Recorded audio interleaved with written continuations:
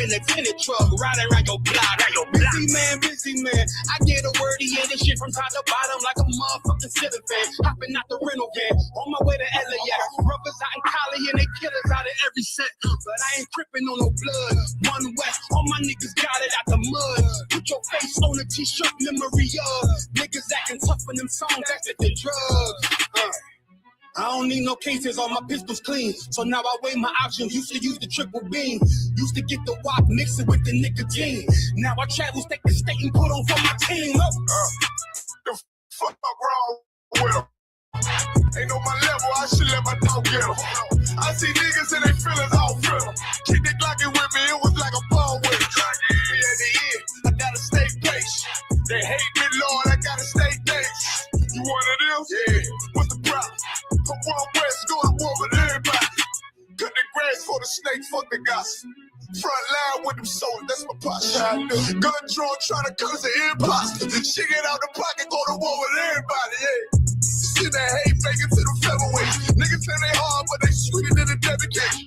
Hold on, think it's time to introduce. I'm a man and a beast and a stepper and a rover. Hold on, and a G and a soldier and a mover. Hold on, and a killer and a prophet and a shooter, nigga.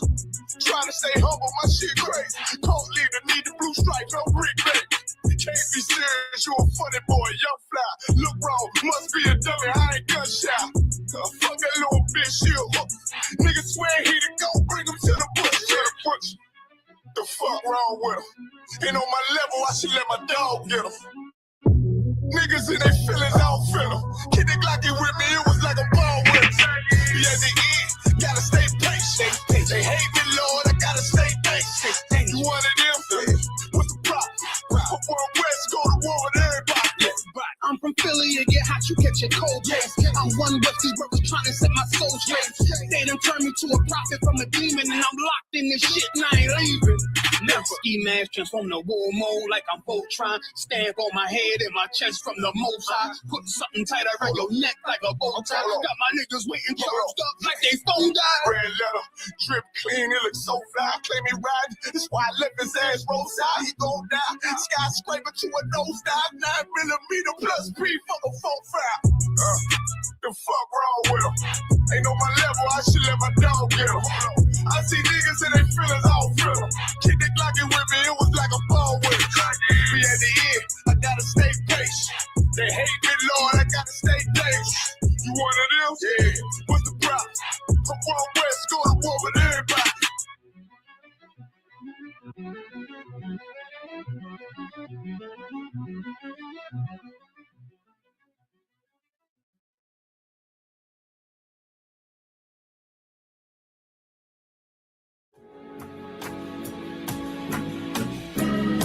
They killed, give me Isaiah 14 and 21. They did the same thing to my people. So you said that they put millions of my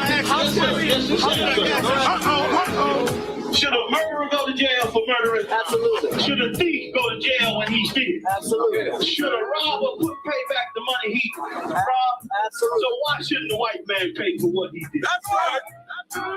One day you'll see just how it feels. Payback is a dog. Payback is a dog.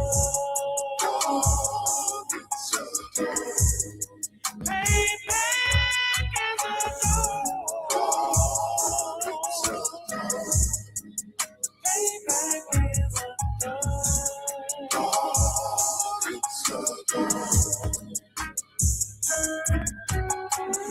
I'm in a hell of a hole, was never expected to grow. Just obstacle set in the road, that a result of me selling my soul. The story I'm telling is cold, but yet it's what everyone knows. The white man's the devil is known. America was never a home, only a place of captivity, safe facility, hating, disfigure me. They claim that I'm lazy, be killing me, maybe this slavery be draining my energy. 400 years and counting, the trail of my tears is countless. The fact that I'm here is astounding, but I can't wait till this shit is surrounded. Ready to tangle my king and the angel, be ready to rap. Crack in the sky, nuclear missile. officials are making it official. I'm capturing every cracker surviving. Put them all in chains where they need to be. Slavery for me. And let the whole world see that with them in the cages, safer in the streets. Put the dog on a leash. Get resolved for the beast. 144, get the ruler show, we could all be at peace. As soon as the trumpets are sound, your kingdom be busting it down. The only way justice is found, the time for your judgment is now. You'll see just how it feels. Payback is a dog.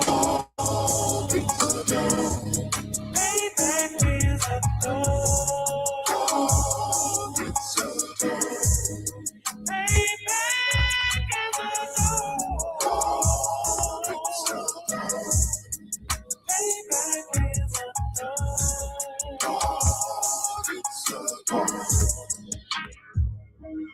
Look, ain't no remorse in my blood slim. It won't be no compromise. Now it's time to feed the worms. Watch his body turn to flies. I clutch iron while you trust the lies. The next Glock I'm back gon' be Gen 5. I get it. Mass. Around like a curse said, didn't remember your Honda's words, ringing in my head like bells. Said you in his body, you fit a Lord, fuck the cartel. Triangle choke, apply pressure to the game like I did Bondale. Pay back to bitch in a dress, she a bottle change, dish served cold. I just hope they make an oxtail. Glock fresh out the box, I swear it got that new car smell. Made myself a target in the world of man shooters. There was design 5 for our babies to pass through it. And the day of our king's reign, I'll be overzealous. They bought my jealous, I'm a brand new pair of bells. One day you'll see just how it feels. Payback is a dog. Payback is a dog.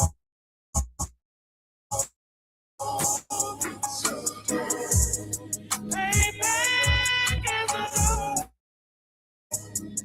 Payback is a dog.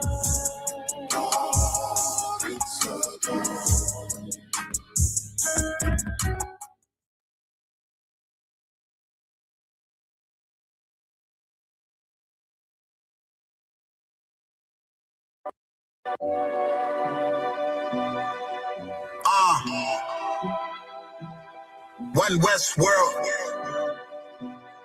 First everybody. Bitch, this is more than what they ever played up. Living by a code, put me in the gas.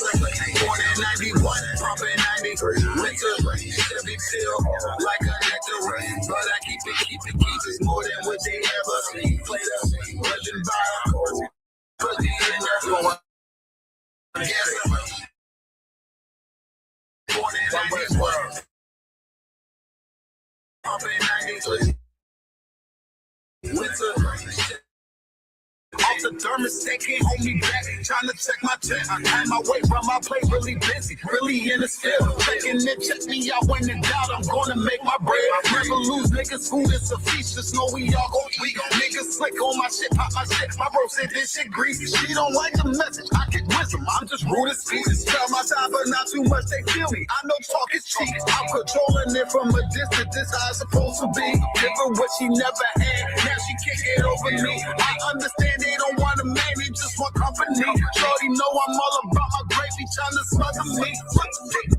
Get from under me, I ain't had no silver spoon. This shit come from underneath. I play for keeps, I don't see nobody. This shit tunnel beat. I play for keeps, I don't see nobody. This shit tunnel beat. This is more than what they ever played up. Living by a code, put me in a gas. Born in 91, pumping 93. Winter, Chevy pill, like a nectar. But I keep it. It's more than what they ever played up. Living by a code, put me in a gas. Born in 91, pumping 93. Winter, Chevy pill, like a nectar. But I keep it clean, dog.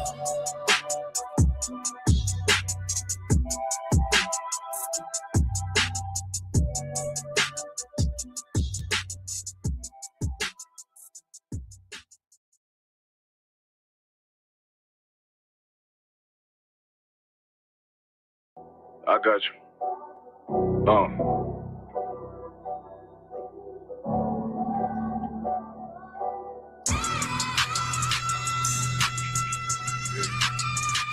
let it rap real quick. Look. The city eyes, it's time to vote off. My God, a real nigga, cause he was no flaw. Posted on the corner like a watchdog. Family support that shit in the closet by the mob ball. Fuck what they heard, but tell them it's all true. Be cautious, that foundation falls to you fall through. They gon' fall. Look, I keep this shit 50 times soon. Ain't no more heart in this game, I'm John Q. We told it in the avalanche, way above average. Being tasty, told him make me an apple tree. Left us in the valley full of bones, this where hope found. Java, come on, man. Dark sands get broke down. Brand new Evans to my mall quad. Telling me how the crackers turn his child into a ghost town. Focus out, nigga. I lay that game down. I feel his pain, cause nothing is the same now. Never like shine like pepper to a Glock, have a fit tail, so itch. Try on them cause we bear arms like tarantulas. Them mother niggas rant, I make anthems for it. I really see profits under this banner. Make my enemies bow down on camera. Told my design I want it black and white like a panda. I'm better than that nigga that stunk dirty Diana. Look, I move like a Brazilian. Precious cargo, spirit Asian, but I got a new semi-auto. Wave that bitch around like where's Hardo. Sleep if they won't, I cut through they Z's like I'm Zorro. Pay me for his name, so I gotta keep that steel clutch. Trust me, I'm not what you think. I squeeze till it click like Dorothy when the heels touch. The world got me dumb, I don't feel much. Round, y'all are down. Just look better than AG. I've been in the field, fuck them niggas on the fence, yeah.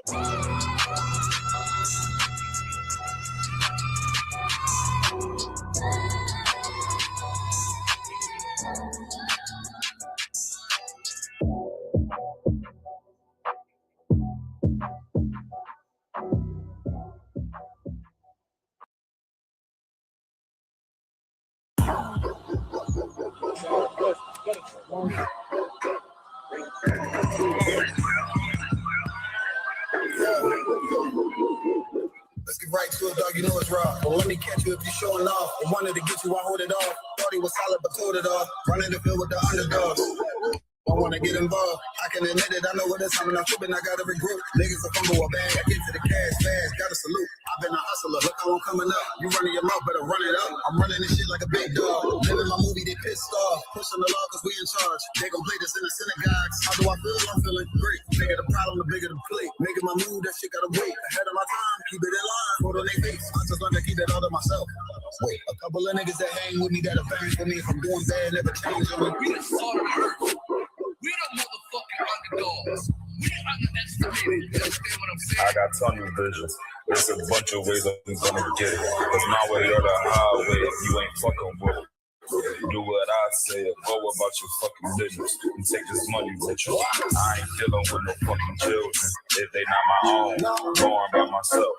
I'ma die alone. These bitches catch my waist and more just hopping on. They hear what I make, it starts to turn them on. I think it's sorceress, the way they rock the bone. The black magic stick, they stopping by my home when I'm not even home.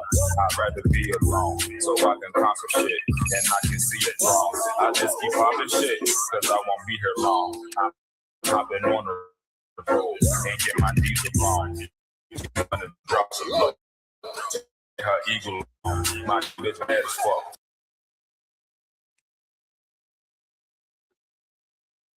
The season knows. I watch him leave and fall. The last one finish first, cause we some underdogs.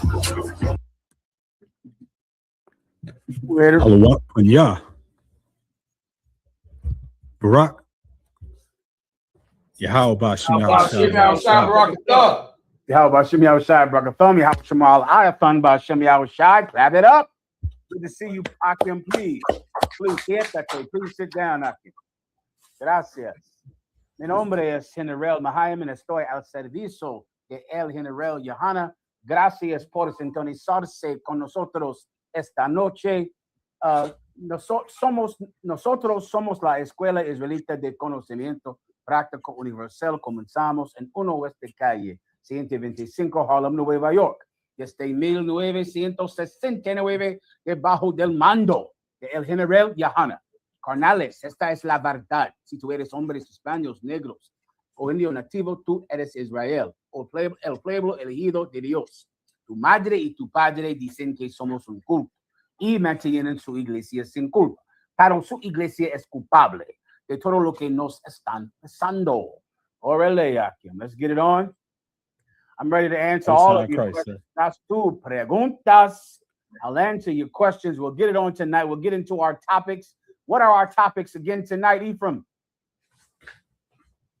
So the title is The Reason for Affirmative Action, and all political parties are from the community. I hear that. The reason for affirmative action. Affirmative action is what now they call DEI. You know, they changed it from affirmative action to make sure that no one thought that it was positive, that it was affirmative. So now they simply call it DEI. Well, it was first called affirmative action, and it is absolutely necessary. Without affirmative action, there will be no blacks, Latinos doing anything at all but the most base subservice work in America and around the world and in Great Britain and in Haiti. You absolutely must have affirmative action. I'll prove that to you tonight. Also, the second topic is all political parties are in the community. Every last one. If you're a Democrat, you're in the community. If you're a Republican, you are in the community. Every political party is in the community, the rainbow community. Every last one. Of course, we'll prove that tonight. I'm going to answer your questions first, all right? Whenever you're ready, let's get it on. Questions, preguntas. Yes, sir. And if I could, a quick shout out to the Zones joining us. Got Pittsburgh here with us. Oh, Pittsburgh, I see you in there again. Get it on, Pittsburgh. Consistent as ever. Baltimore. Oh, is that Baltimore? Baltimore, get it on, Warrior. Good to see you out. Got Virginia in here with us. Oh, VA. Come on, Virginia. We're getting it on in here tonight with VA in the room. Let's go. And as always, we live in headquarters. Getting it on in headquarters, all of New York, Jerusalem. Let's do it, Akim. Whenever you're ready. Yes, sir. We have some questions in the comments. Darash UBK asks, Shalom, Lord of Christ, sir, if I could, my Lord, when the Most High created man, were they all in one land, or were the nations placed in their own land? When the Most High created man, they were all in the same land. They were all in the land that we call today the Middle East. The Middle East is the cradle of civilization. That's the birthplace of civilization, the Middle East. Human beings were all in one place, and then they branched out from there. All right? Can you go? Yes, sir. Please. America is burning, asks Salakia Adawan, if I may, can I get a general breakdown on Isaiah 66 and verse 1 through 5? Say it one more time, Warrior. Let me fix the screen to taste, all right? So the brother asks Salakia Adawan, if I may, can I get a breakdown on Isaiah 66 and 1 through 5? Absolutely. Clad OKC. Let's get it on. Sir. Isaiah chapter 66 and verse 1. Thus saith the Lord, the heaven is my throne, and the earth is my footstool. Where is the house that ye build unto me? And where is the place of my rest? I got you.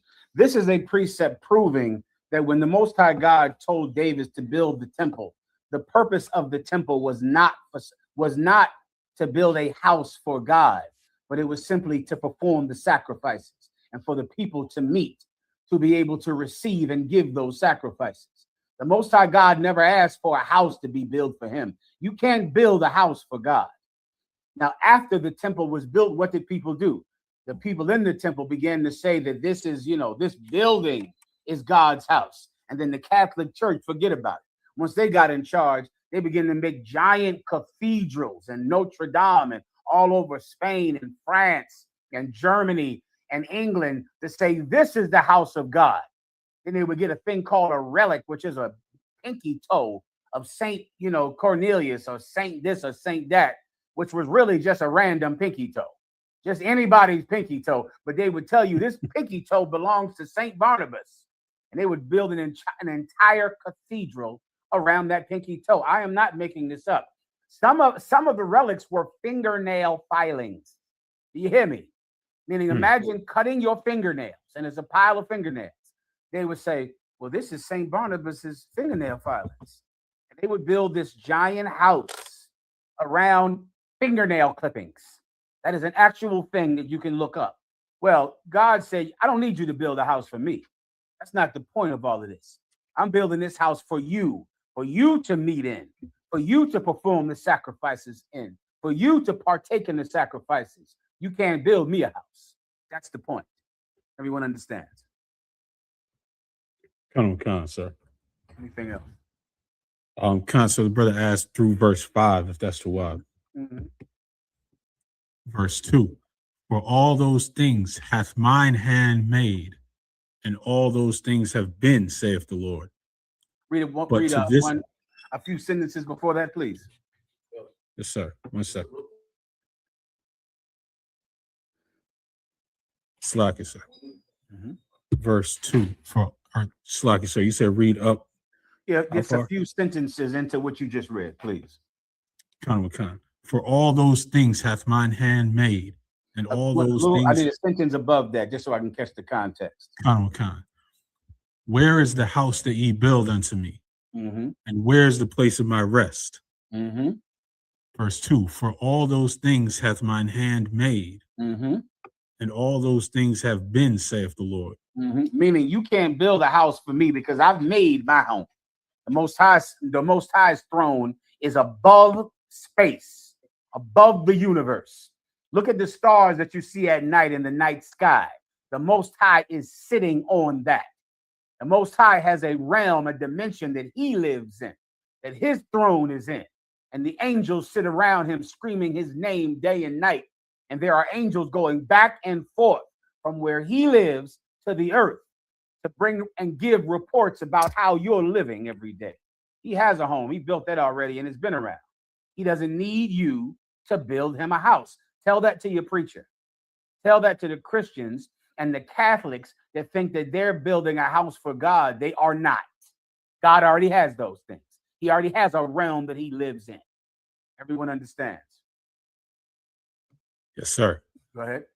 But to this man will I look, even to him that is poor and of a contrite spirit, and trembleth at my word. Oh, yeah, that's what he's looking for. You see, to the brothers, what's the brother's name again? America is Burning. Is that who asked the question? Yes, sir. You see, rich men tell poor people that this is the house of God. This house is God. This is the house of God, this giant monster of a cathedral, this mega church that fits, 25,000 people. And so rich men believe that the structures that they build, Donald Trump, builds monuments to his arrogance all over New York, all over Atlantic City, and now all over Washington, D.C.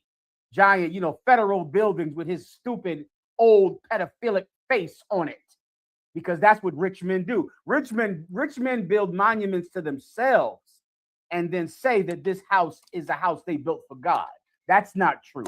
The house is built for their own arrogance. Well, this is what the Most High God is saying. What I'm actually looking for is not some giant building that you think will impress me. I'm looking for a man with a pure heart. I'm looking for a poor man who's kind and just in his poverty, who has every reason to steal. Poor people have every reason to steal. Don't you ever think that a poor man does not have a good reason to sell drugs? You do. A poor man has an excellent reason to sell drugs. A poor man has an excellent excuse to steal and lie and commit crime. The Most High God is looking at that poor man and how in that condition does he still maintain his righteousness. He's looking for you. That's what he wants to build, which is the point of all of this. He doesn't want you to build some monument for some house for God to live in. He wants you to build men. Build them. Build up the poor and the sick and the disenfranchised. Build them up, which is why in the Israelite School of UPK, under commanding General Yohana, we build men. We don't build monuments, cathedrals and chapels and nonsense. In the Israelite school of UPK, we build men. That's the point America is burning. That's the point of this precept. Anything else? Yes, sir. Would you like me to continue down to 5, or is that too wild? Please, por favor. Con, sir. Verse 3, he that killeth an ox is as if he slew a man. He that sacrificeth a lamb is as if he cut off a dog's neck. Keep going. He that offereth an oblation as if he offered swine's blood. I'll break it down. When he needed, you want me to break this down for you, I'm assuming, right? Oh, sure, sir. Well, let me tell you what has happened, young brothers and sisters, because this world and your religious leaders put no emphasis on character or conduct or you being a good person by the will of God, by the standard of God. They put emphasis on megachurches and cathedrals and money and cars and things that they say are for God, but actually that jet is for the preacher. Well, what happens in a time like that and in a place like that? When you make a sacrifice to God, that sacrifice is considered evil. You understand? So now, not eating pork is considered evil. Not eating shrimp is considered evil. You're going to tell someone that you keep the law, and you know what they're going to say? The law is done away with. You're wrong for keeping the law.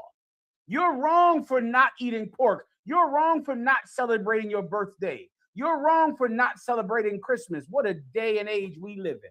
What an amazing place. You're telling me that keeping the law, so you're telling me if I sacrifice a lamb, it's as if I killed a dog. If I make the Lord's oblation, it's as if I did an evil thing, because I'm in a place where they care more about money and buildings than they do the poor. So the righteous acts I do are considered evil. And every brother in this school has been through this. You're going to tell someone you're keeping the law. Someone is actually going to say you shouldn't. That blows my mind to this day, as old as I am. I go, what you say? You saying I should be lawless? I shouldn't keep the law? What do you mean? I should murder? So when Creflo Dollar and your Christian preachers say, no, the law is done away with, when you keep the law, you're doing an evil thing. So Creflo, are you saying I should murder? You're telling me that. I'm sitting around here not murdering people. Lord knows I want to. Lord knows it's on my mind all the time. But I refrain from it. And I fight that urge. Preachers, are you saying that I should break the law? So are you saying I should murder? I should steal? I should lie? So me keeping the law is considered evil. Now, just remember that, and I'll read it one more time. Go ahead. Yes, sir. He that killeth an ox is as if he slew a man. So remember, the law says to sacrifice an ox. But when I go keep the law and sacrifice the ox, it's as if I murdered a man. You're going to treat me like I'm the criminal because I'm keeping the commandments of God. You live in this world where they do this. You live here. Everyone who is an Israelite in the Israelite school of UPK knows that when you tell people you're keeping the law, they act like you're doing something wrong. They act like it's evil to keep the law. The Bible says to slew an ox. An ox is a clean animal to eat. An ox is lawful to eat, lawful to sacrifice. But when I kill an ox, it's as if I killed a man. Continue. Con. He that offereth an oblation as if he offered swine's blood. An oblation is an offering to God, where I give God a righteous offering, but it's as if I offered swine's blood. Now, there's a reason that that's in there, because swine's blood is unclean and unlawful. You treat my righteous sacrifice of an ox as if it's pork. I tell you I don't eat pork. You call me evil. You say I'm evil because I don't eat pork. That is happening tonight.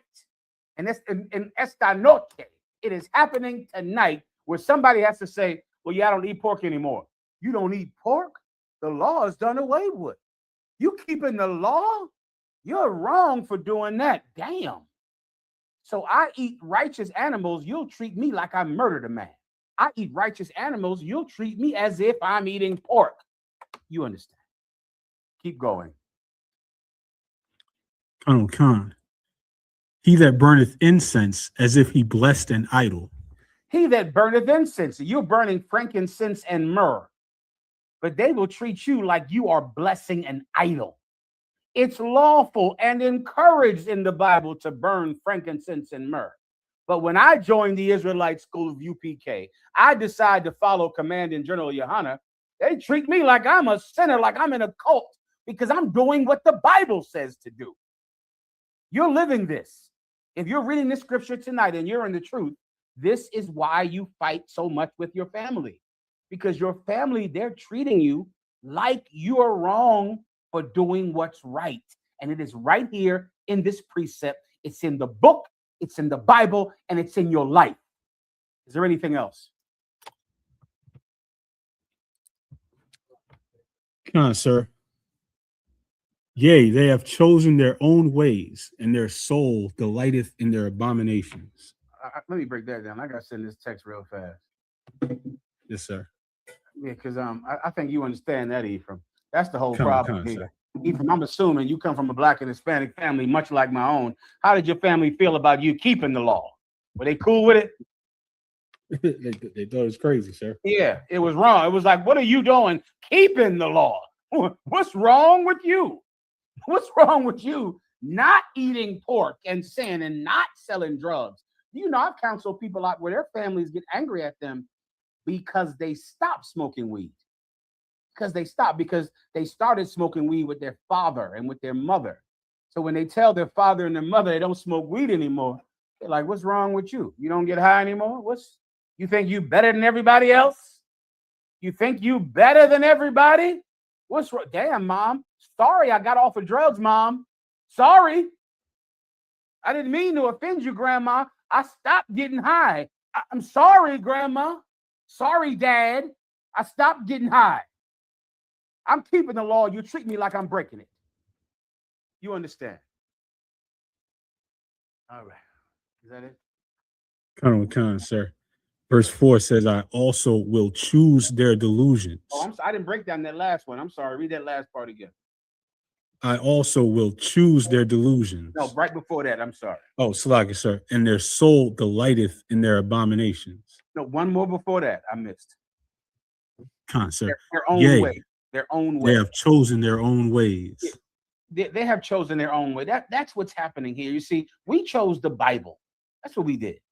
And in doing so, it put us in conflict with everyone that chooses their own way.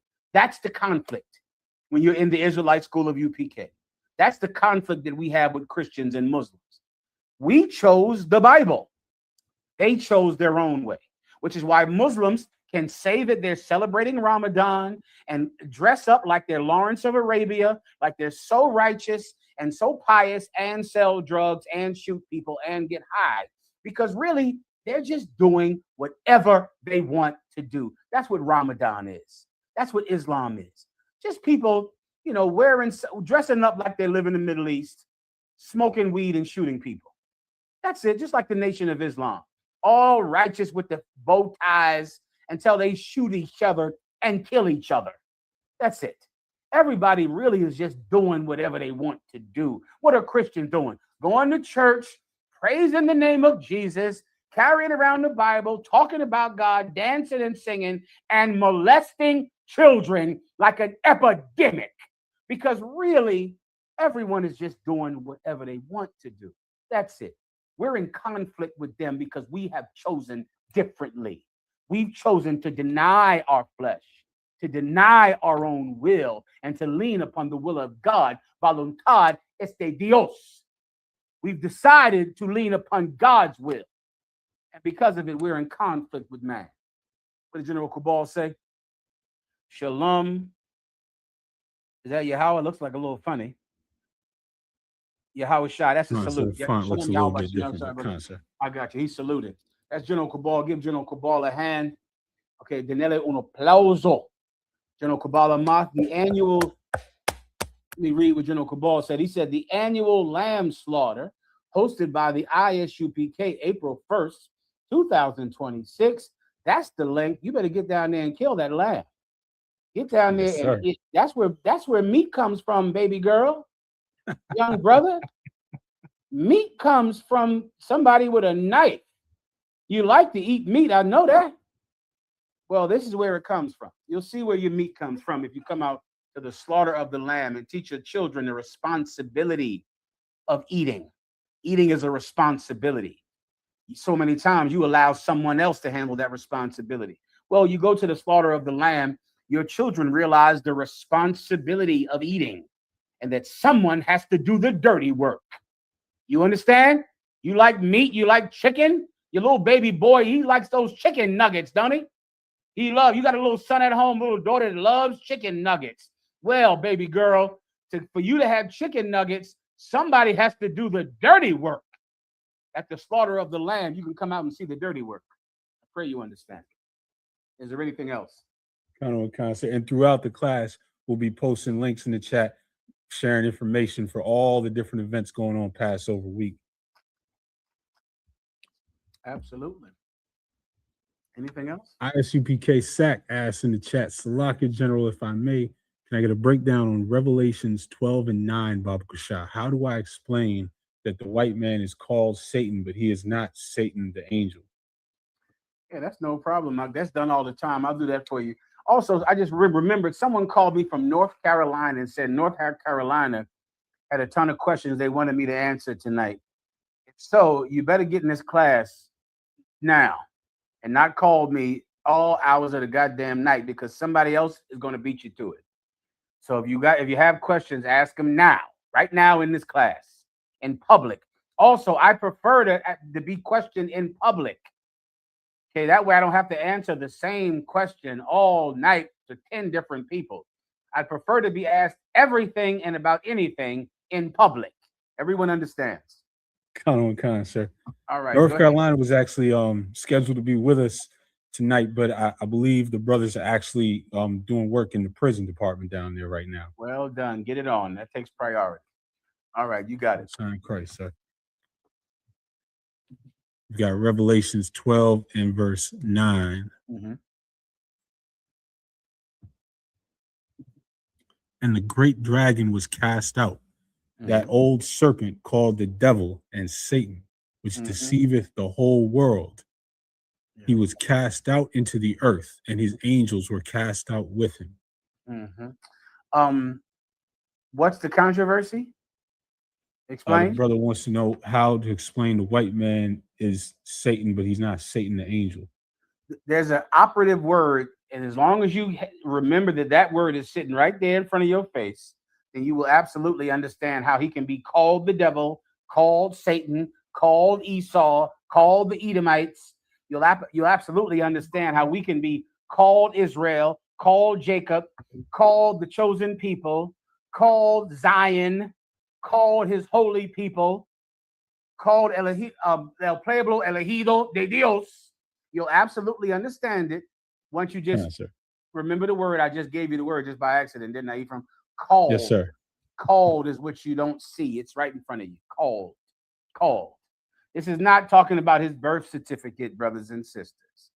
This is talking about what people call him, because remember, blacks and Latinos wrote the Bible. So you have the same person. He's called this. He's called that. He's called this. He's called this because of his reputation. Blacks and Latinos don't name you based on your birth certificate. They name you based on your reputation. That's how you get a name. Your name is your reputation. So you got this one brother. He's called champion. He's called the GOAT.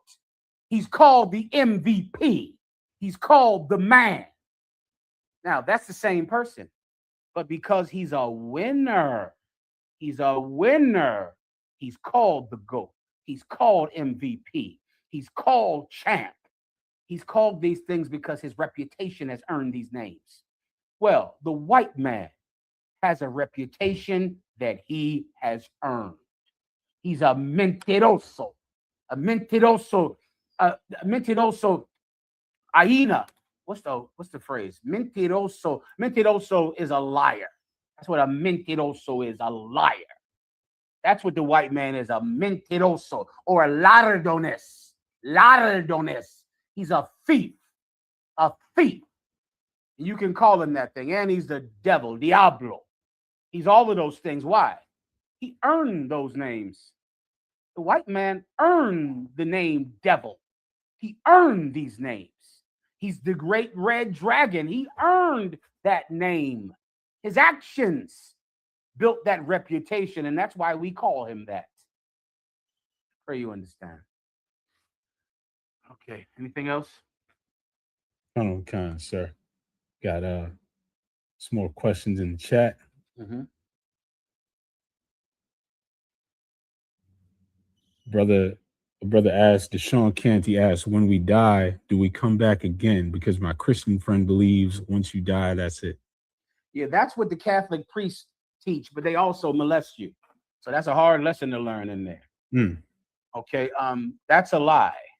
You absolutely do come back, young brother. What's his name? Deshaun Canty, 3742. Yeah, you come back. That's exactly what's happened. Give him one precept. Give him the one in Psalms. Okay, reincarnation is real. How do you Christians believe that Jesus Christ rose from the dead, but yet you believe that the dead rise not? I don't understand that. Every Christian believes that Jesus Christ rose from the dead. But then when we tell them that the dead rise in Israel, Levante de nuevo, when we tell you that the dead rise anew, you tell us that's impossible. Say what? It's impossible for the dead to come back? What religion are you in? I thought you were a Christian. I thought you believed that Jesus Christ died and came back from the dead. I thought you believed that Lazarus was dead and Jesus Christ rose him back from the dead. You don't believe that the dead can rise? As a matter of fact, give me that precept when Paul gave this exact breakdown. How do you say that the dead rise not? When you believe in this, everything you teach and do is about something dying and coming back. Yet we tell you that the dead rise and you say we're liars. Listen, man.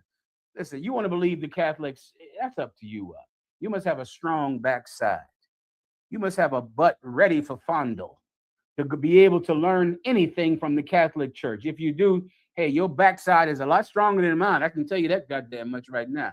I can't learn anything from a priest because my backside ain't strong as yours. Is there anything else? Sir, 1 Corinthians 15 and 32. Mm-hmm. If after the manner of men I have fought with beasts at Ephesus, what advantageth it me if the dead rise not? Let us eat and drink, for tomorrow we die. Paul is saying, I've been through such danger. I fight beasts. They're sending bloodhounds and German shepherds and those stinking police dogs on me. What advantage do I have if the dead don't rise? Let me tell you something, brother. If reincarnation is not real, we're in the wrong business. You understand me, Ephraim? Listen, are you telling me that we don't come back? Shit, listen, I'm in the wrong business then. Then I should just eat and drink and live like it's no tomorrow. But instead, I live like the dead rise again in Israel. Levante de nuevo. I live like I can come back. I'm not living like there's no tomorrow. And if there's no tomorrow, then what in the hell am I doing this for? I only got one head. If I'm risking this one, then I'm a fool. But I know I get another head. I get another heart. I get more limbs and fingers. I can lose these because I come back. That's the point. Read it one more time. Then give me the one in the 1 Corinthians, I think 15, where he said, know ye not that nothing can live unless it die. Why do you believe that? You know what I'm talking about. All right. Read it one more time, please, and then give me that one. So that was 1 Corinthians 15 and 32. But first, read that one you just read again, because that was a perfect precept. Who pulled that precept? So that was that one. I found that, sir. That was an outstanding precept. But that's not, was that the one was that in 1 Corinthians? So chapter 15, but it's in 32. I think you're looking for the one earlier in the chapter. Yeah, I usually don't go to that one you went to, Ephraim. I'm going to start going to that one because that was excellent. Read that one you pulled again. I usually don't start there. Go ahead. Yes, sir. 1 Corinthians 15 and 32. If after the manner of men I have fought with beasts at Ephesus, what advantageth it me if the dead rise not? I'm here fighting animals. I'm fighting animals. What advantage is it to me to risk my life if I can't come back? Why would I be doing this? Keep going. Let us eat and drink, for tomorrow we die. I should just be eating and drinking. I shouldn't be teaching, risking my life. I'm risking my life doing this. Is this my only one? Then I have to stop. Because if this is the only life I have to treat it with more preciousness. It has to be more precious to me. Meanwhile, I'm not treating it like it's precious. I'm treating it like I have others. You understand? No cowards. No cowards.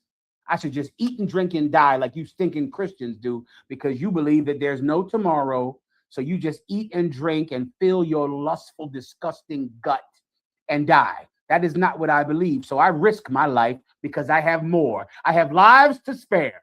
So I'll risk this one. Continue. That was the end of the verse. All right, good enough. Is there anything else? Sir. As you became Montreal is with us and has a question. Oh, Montreal up there up north where it's cold. How cold is it, Montreal? Hey, shalom adawan yabasha shabrak. Is it cold up there?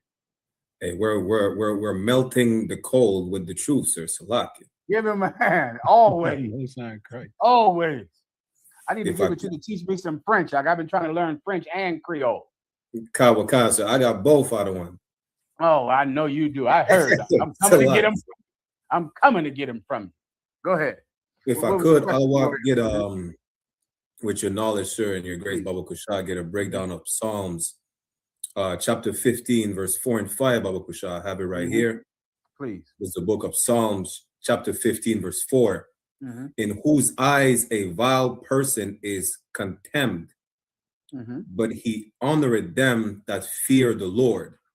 You want me to break this down, or is it something in specific? Salaki, just a general breakdown of verse 4 and 5 out of one.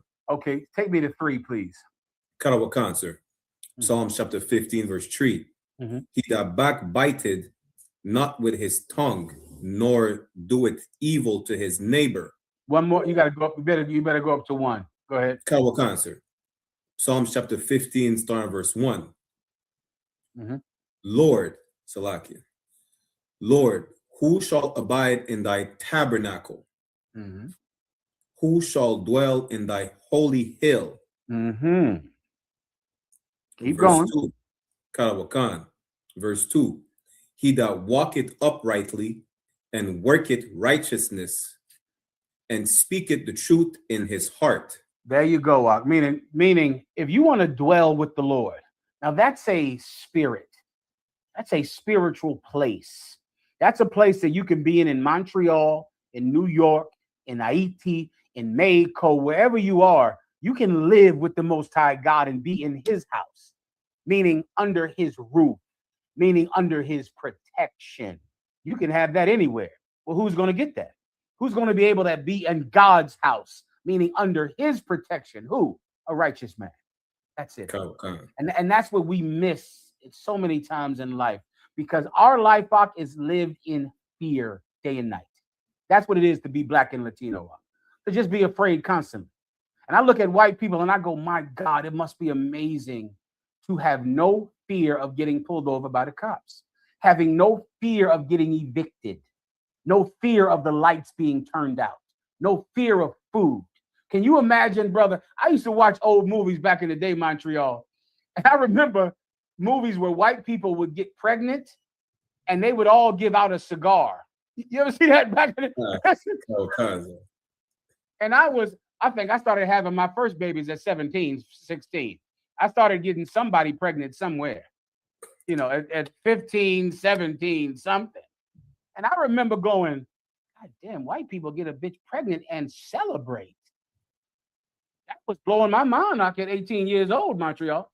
I remember thinking it like, brother, a broad told me she was pregnant. It was like, oh, what? Do you have a couple $100? You got some money to get this abortion? Because this is terrible. It was a terrible thing. It was like, oh my God, she's pregnant. Oh my God. And then when I remember coming into the truth, I can reading a precept that you would be sad at childbirth when you were supposed to be happy. Can you imagine being white, being young in your 20s, and you get a broad pregnant and you start passing out cigars up? It's just a wonderful thing. It's beautiful and great. You're not plotting on an abortion and thinking, how in the hell am I going to pay this child support and not go to jail? You're not thinking that. Well, that's how white people live. We live in fear all the time, every day of everything. Well, do you like to live in fear? No. How do you not? How do you not live in fear? By living with him. That's how you live with him. So now in the ghetto, in the projects, in the barrio, and what do they have out there in France? They have those, they got a name for them, and I know in Great Britain. I forget the name. Ghettos too, I don't want to lie. Ghettos, forget about it. Ghettos out there, and then Montreal, ghettos out there. Where you from again? What island are you from? I'm from Martinique, sir. Martinique. There's terrible crime in Martinique. Terrible crime. My God. The place you come from is where people live in fear day and night in Martinique. I've heard about it. So they don't want to live in fear. So what do? Do you steal? Do you rob? Do you kill? Do you find a way to make yourself safe by being more like the people that scare everyone? Is that the answer? It's not. You'll learn that when you try it, like we all have. The way to be safe is to live with him in Martinique, live with him in Harlem, live with him in the Bronx, live with him in North Philly, in Memphis, live with him. That's the way to be safe. That's the point here. You understand, Montreal? Karawakan, sir. Keep going, please. Karawakan, sir. Psalm chapter 15, verse 3. He that backbited not with his tongue. You see that? That's how you're safe. You want to be safe? Don't backbite with your tongue. Don't do that. Don't talk evil about your brother behind his back. That's something that Christians, make it that's their culture, Rock, to go to church with somebody and talk about them the minute the church is over. That's Christian culture. Ask any black woman that goes to church, anyone. They're going to praise God sitting next to a person who they are going to talk about like a dog the minute that the praising is over. The minute that the singing stops, the minute the dancing stops and they get in that car, they're going to talk about that same woman that they were praising God right next to. That's them.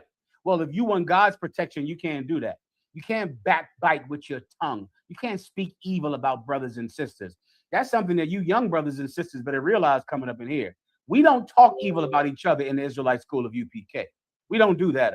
It was some stupid bitch that left the truth last week. Dumb bitch left the truth and then came and talked evil about Commanding General Yohana. Said something evil about him. That was a mistake. You understand? That's an error. You're not going to get God's protection like that. Nah, you'll get the opposite of God's protection doing something like that. All right. If you want God's protection, watch your mouth. Continue. Karawakan, sir. Nor doeth evil to his neighbor. Nor doeth what? Nor doeth evil to his neighbor. That's how you can be made safe. By not doing evil to his neighbor. So many people wonder why blacks and Latinos don't get along, Benjamites don't get along, why there's so much hatred among the 12 tribes and hatred within each tribe based on neighborhoods and location and skin complexion.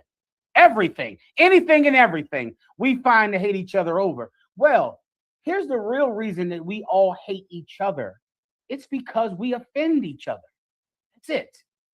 People are going to offend you in your own physical family, in your house. You wonder why two brothers, two cousins, a father and a daughter, a son and a mother hate each other? They live in the same home. And they're going to hate each other in that home. Why? Because they offend each other. They steal from each other, hurt each other, misuse each other, abuse each other. And so even though they live in the same house, they hate each other. Well, expand that to a neighborhood. That's why the neighborhood is shooting each other. Expand that to a tribe. That's why the tribe hates each other. Expand that to 12 tribes. That's why Mexicans hate Judites and Dominicans hate Mexicans, and people from the Dominicans hate the Haitians, and the Haitians hate the Dominicans. Why? Because we hurt each other. We hurt one another, and people remember that a Dominican hurt this Haitian. That was my cousin you hurt. That was my mother you hurt. And they remember that a Haitian hurt a Dominican. That was my best friend you hurt. They remember that a Crip hurt a Blood and a gangster disciple hurt a vice lord. They remember the offenses, and then we hate each other. You want God's protection? Stop hurting each other. Stop hurting each other, and then your neighborhood will become safe. Then this nation can become safe. Continue. Karawakan, nor taketh up a reproach against his neighbor. Nor taketh up a reproach. What does that mean? Now, it's like, the taking up a reproach is, it's like an unrighteous lynch mob to hurt some brother for nothing. And so many of us do that. So white people make a cultural decision to just say, did you hear he raped a white woman? Who said he hated the white woman? I heard he raped the white woman. Get the torches. Get the torches. Now, before you know it, 400 people are there to kill you over a rumor. That's what happens. A rumor. That's how Emmett Till got killed. Because some white woman said he looked at me. Did you hear he looked at her? I heard he looked at her. Who said he looked at her? Who did he look at? Get the torches. Get the guns. All of a sudden, the town is coming to kill you over a rumor. That's it. No examination of evidence. No careful forethought of the facts. Just everyone is excited. Everyone has decided we hate this guy. We hate this woman. And it begins to spread like a plague. And then they're killing you because of the rumor that everyone got excited about. You want to be safe? You want to live in God's house? Don't join everyone in their hatred to harm someone else. Continue. Karawakan, verse 4. In whose eyes a vile person is contemned. Read that again. Karawakan, Psalms chapter 15, verse 4. In whose eyes a vile person is contemned. You want God's safety? This type of person doesn't steal, doesn't lie, doesn't hate people and for nothing and join everyone in their contempt for someone else. They don't backbite. They don't hate their brother. In whose eyes a vile person is what? A vile person is contemned. Is contemned. You know what else a righteous man does? A righteous man hates a vile person. Because he's righteous. What else do you have to do then? You're going to have to hate our oppressor too. Karawakan, sir. You're going to have to. You're going to have to say, you're going to have to never hate your brother, never join them in some about some rumor to hurt another brother. Don't talk behind brothers' backs. Don't hurt each other and hate a vile person. Hating a vile person is the thing that Martin Luther King doesn't want you to do, but it is essential for peace in the ghetto. It's essential, Montreal. Hating our oppressor is essential for peace on the streets, for peace in Martinique, for peace in Haiti, for peace in Mexico and Guatemala. It's essential because, in essence, if you don't hate oppressors, you will behave like them. But if you have contempt for a vile person, then you'll say, I'm never going to murder. Never. Because that's what they do. I'm never going to sell drugs. That's what they do. I'm never going to molest children. That's what they do. If you don't hate the vile people, you become the vile people. You know what happens? You turn on the TV and the internet, and the White House is praising a vile person, lifting them up to be praised and glorified. Now I want to sell drugs like Jay-Z. Now I want to be like famous rappers and famous musicians and famous performers who are vile murderers and child molesters. I want to be just like them because I don't hate vile people. Hating our oppressor is essential to being safe, to being protected, to living in the house of God. That's what it just said right there. It's saying it. I don't know who could break it down another way. I'm listening, but that's exactly what it said. Is there anything else, Montreal? Karawakan, Salakia. Karawakan, sir. but he honoreth them that fear the Lord. That's what he does. Do you understand? He contempt a vile person. He has contempt for them, but he honors a man that fears the Lord. That's what he does. Well, if you don't have contempt for a vile person, then you'll never honor people that fear the Lord. You won't be able to make the difference. You won't be able to make the contrast. If you can't say the white man is our oppressor is the devil that the Bible speaks of, and then be able to lay out a case for proving it because of the slavery, the oppression, the Epstein list, the countless offenses against humanity and God. If I can't lay that case out, then how will I know who to love? How will I know that this man is righteous? This man is kind. This man is forgiving. Then I'll never uplift the righteous man. I'll never glorify him because I don't know how to denigrate the vile man. Hating our oppressor is essential to safety. It's essential to living in the house of God. It's essential, and it's right here in front of your face. It can't be broken down any other way. If so, I'm listening. Montreal, any more? Kawakani, if I could finish to verse 5 out of 1. What verse are we in now? At the end of verse 4. Mm-hmm. He that sweareth to his own hurt and change it not. Yeah. You know what that righteous man does, brother? That man that fears God, he swears to his own hurt and he doesn't change. I made an oath in 1995, an oath that cost me my family, my children, made me risk my life daily. I'm not changing my mind. You understand? Kind of a con, sir. It's an oath that's going to hurt you. Do you understand? Like you're going to lose money for making this oath. Lose family, lose women, lose it, risk your life. You're going to do it, and you're not changing your mind.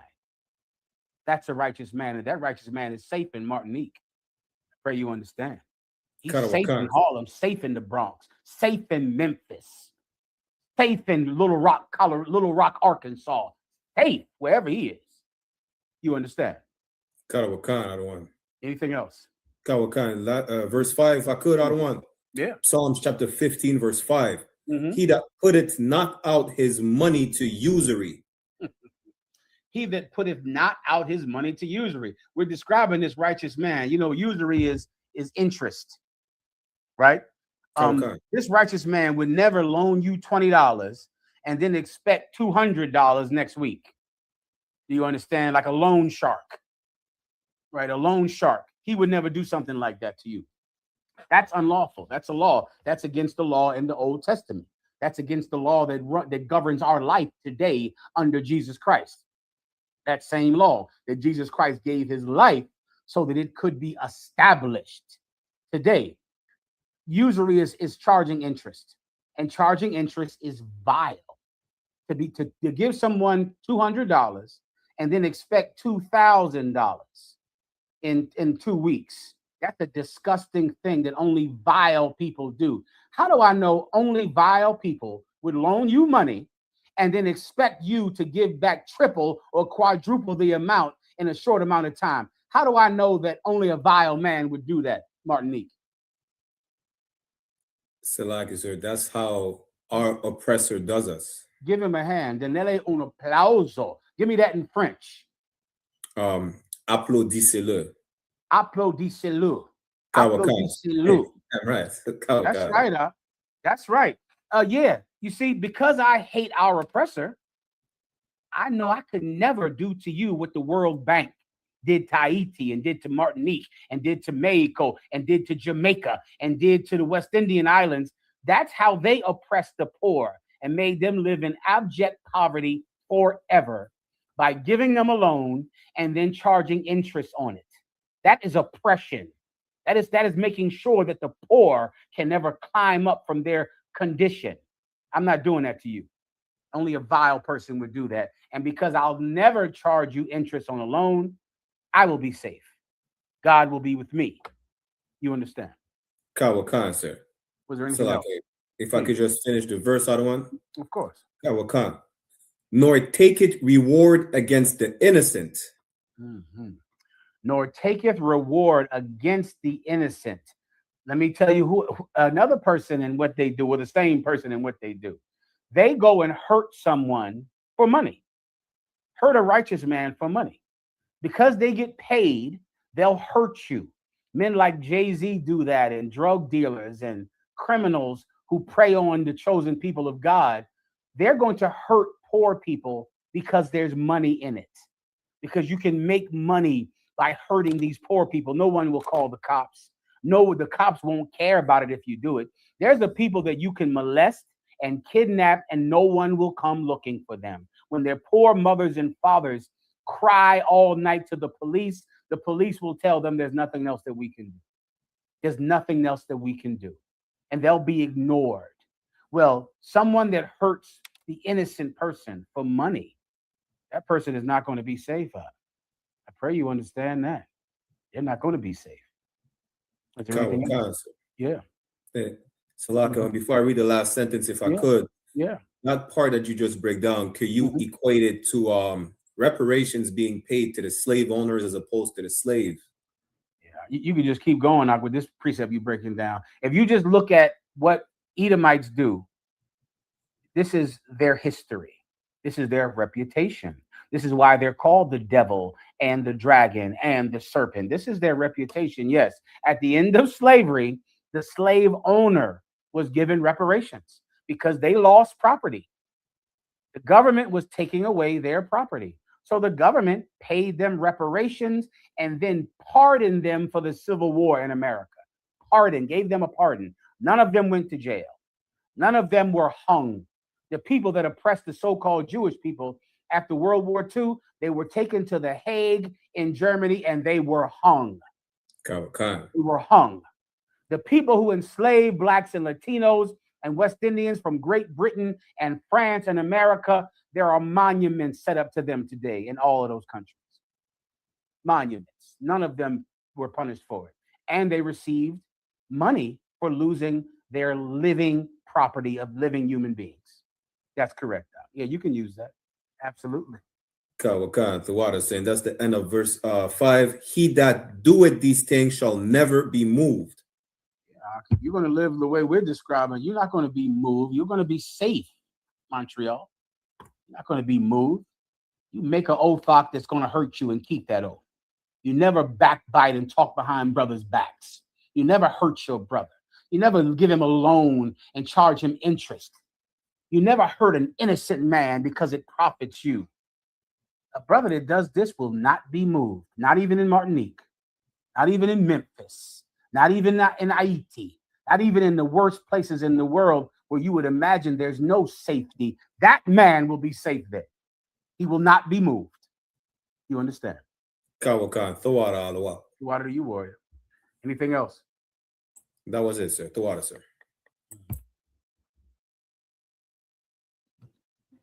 Sir, a brother had a question in the comments. Maga War 144. Shalom, General. In Leviticus 25 and 29 through 31, was there a reason for why the houses? Salaki, sir, if I could rephrase a little bit. This is a scripture breaking down the laws on whether someone can sell a house and then redeem it in a certain period of time. And there's a difference between the houses in walled cities and unwalled villages.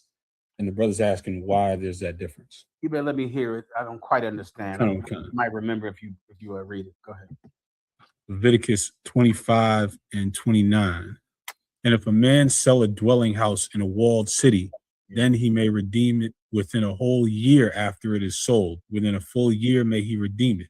And if it be not redeemed within the space of a full year, then the house that is in the walled city shall be established forever to him that bought it throughout his generations. It shall not go out in the Jubile. But the houses of the villages which have no wall round about them shall be counted as the fields of the country. They may be redeemed, and they shall go out in the Jubile. Yeah, that's the year of Jubilee. The year of Jubilee was a day. It was every 7 years on our calendar, where if you had debts, the debts could be canceled and forgiven.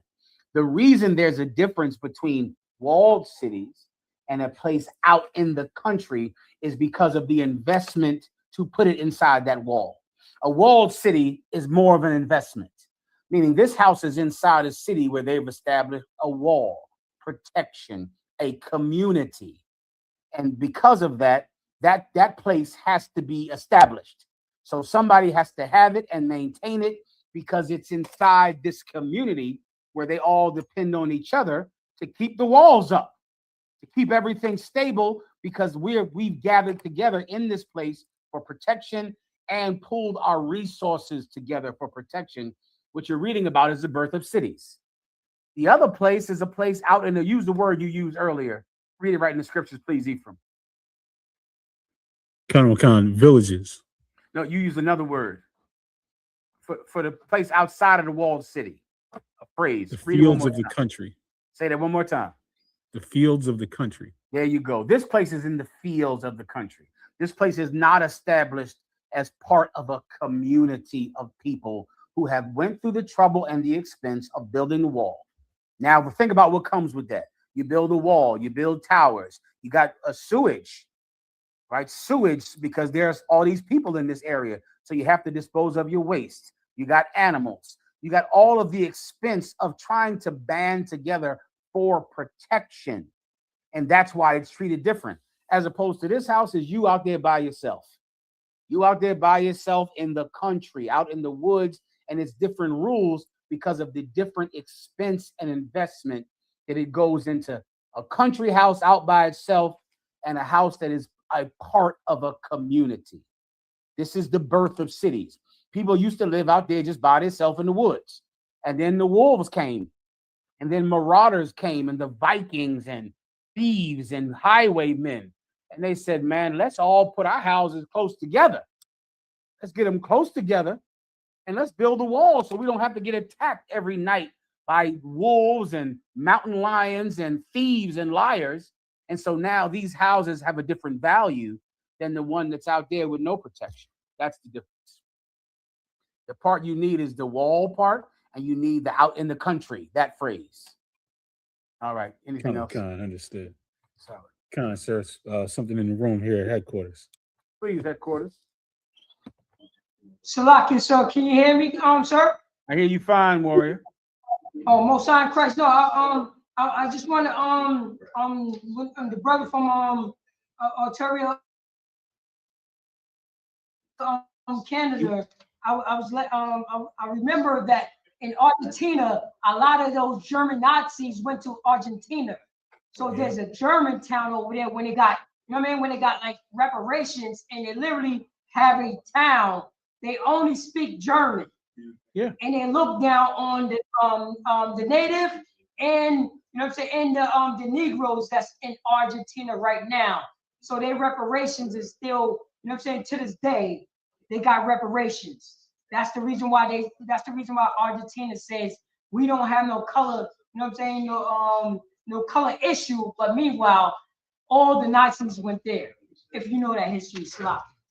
Paratazar, you told the truth about history just now because that's a fact.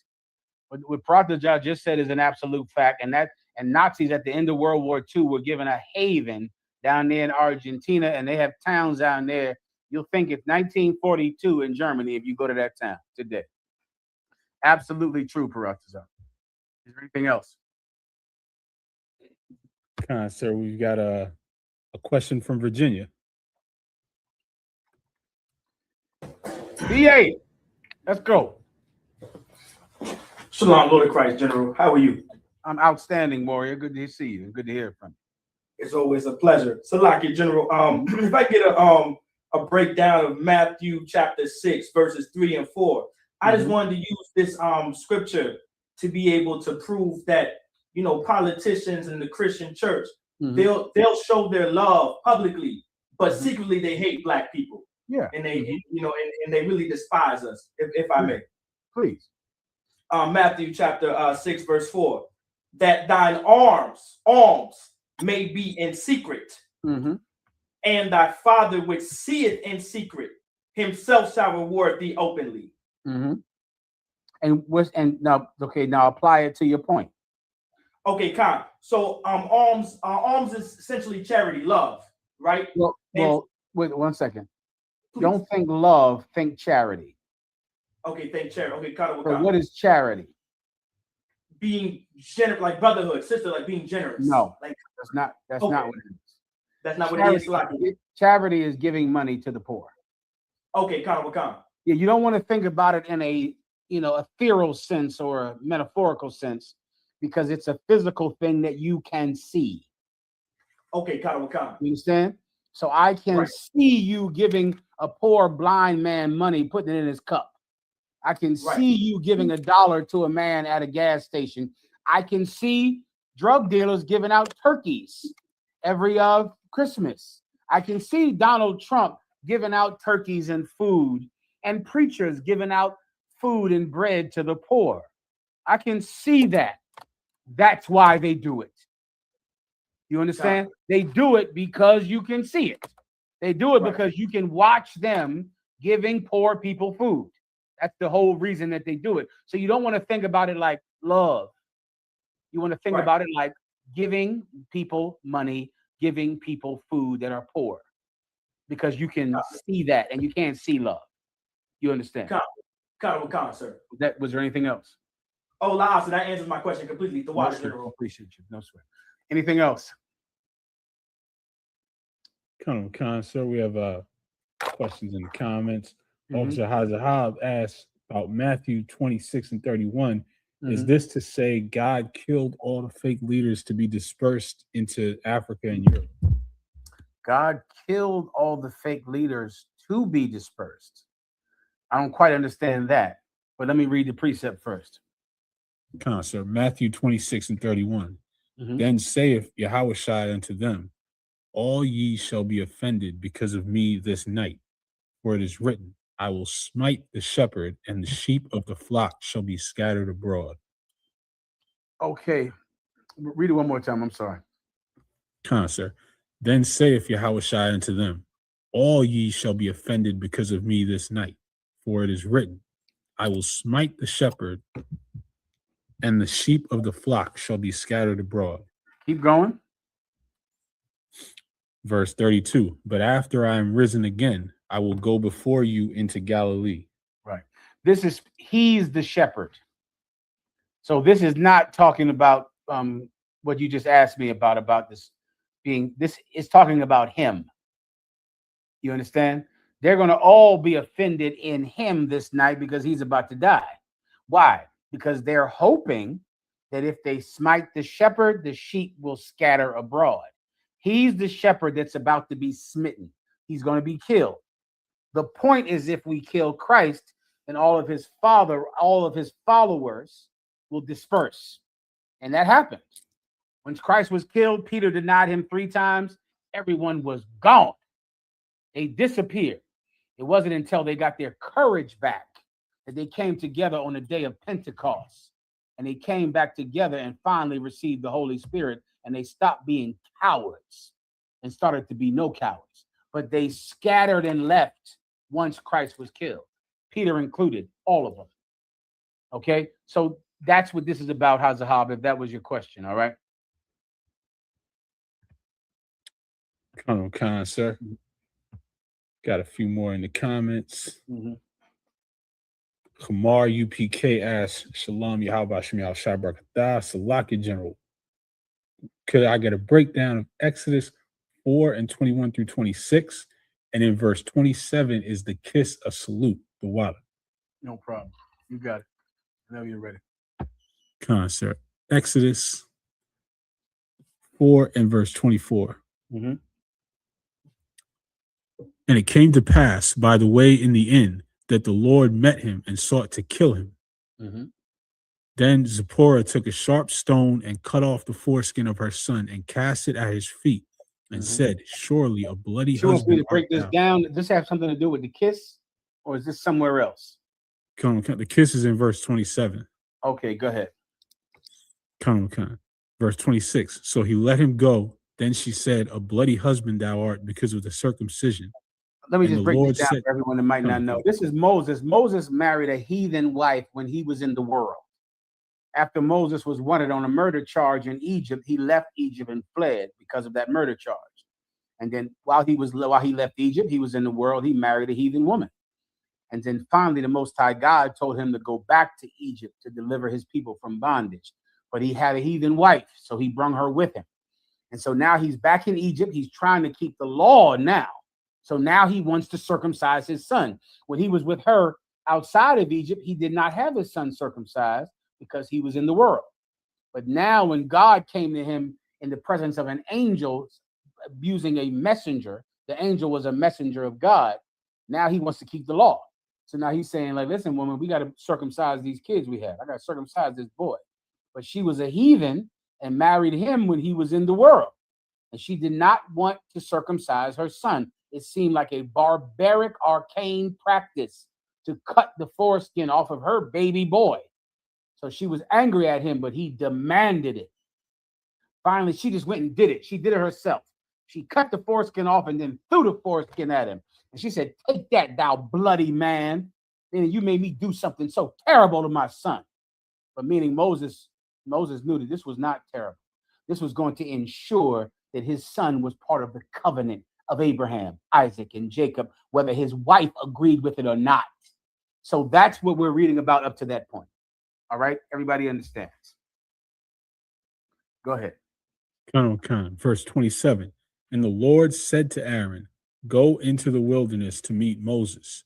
And he went and met him in the mount of God and kissed him.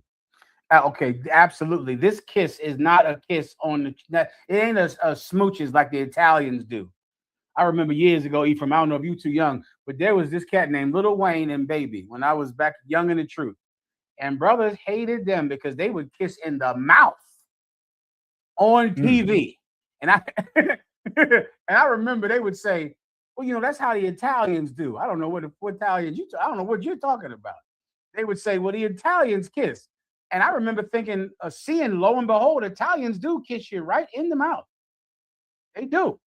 So these cats from New Orleans, Negroes, started to kiss each other in the mouth because the Italians do it.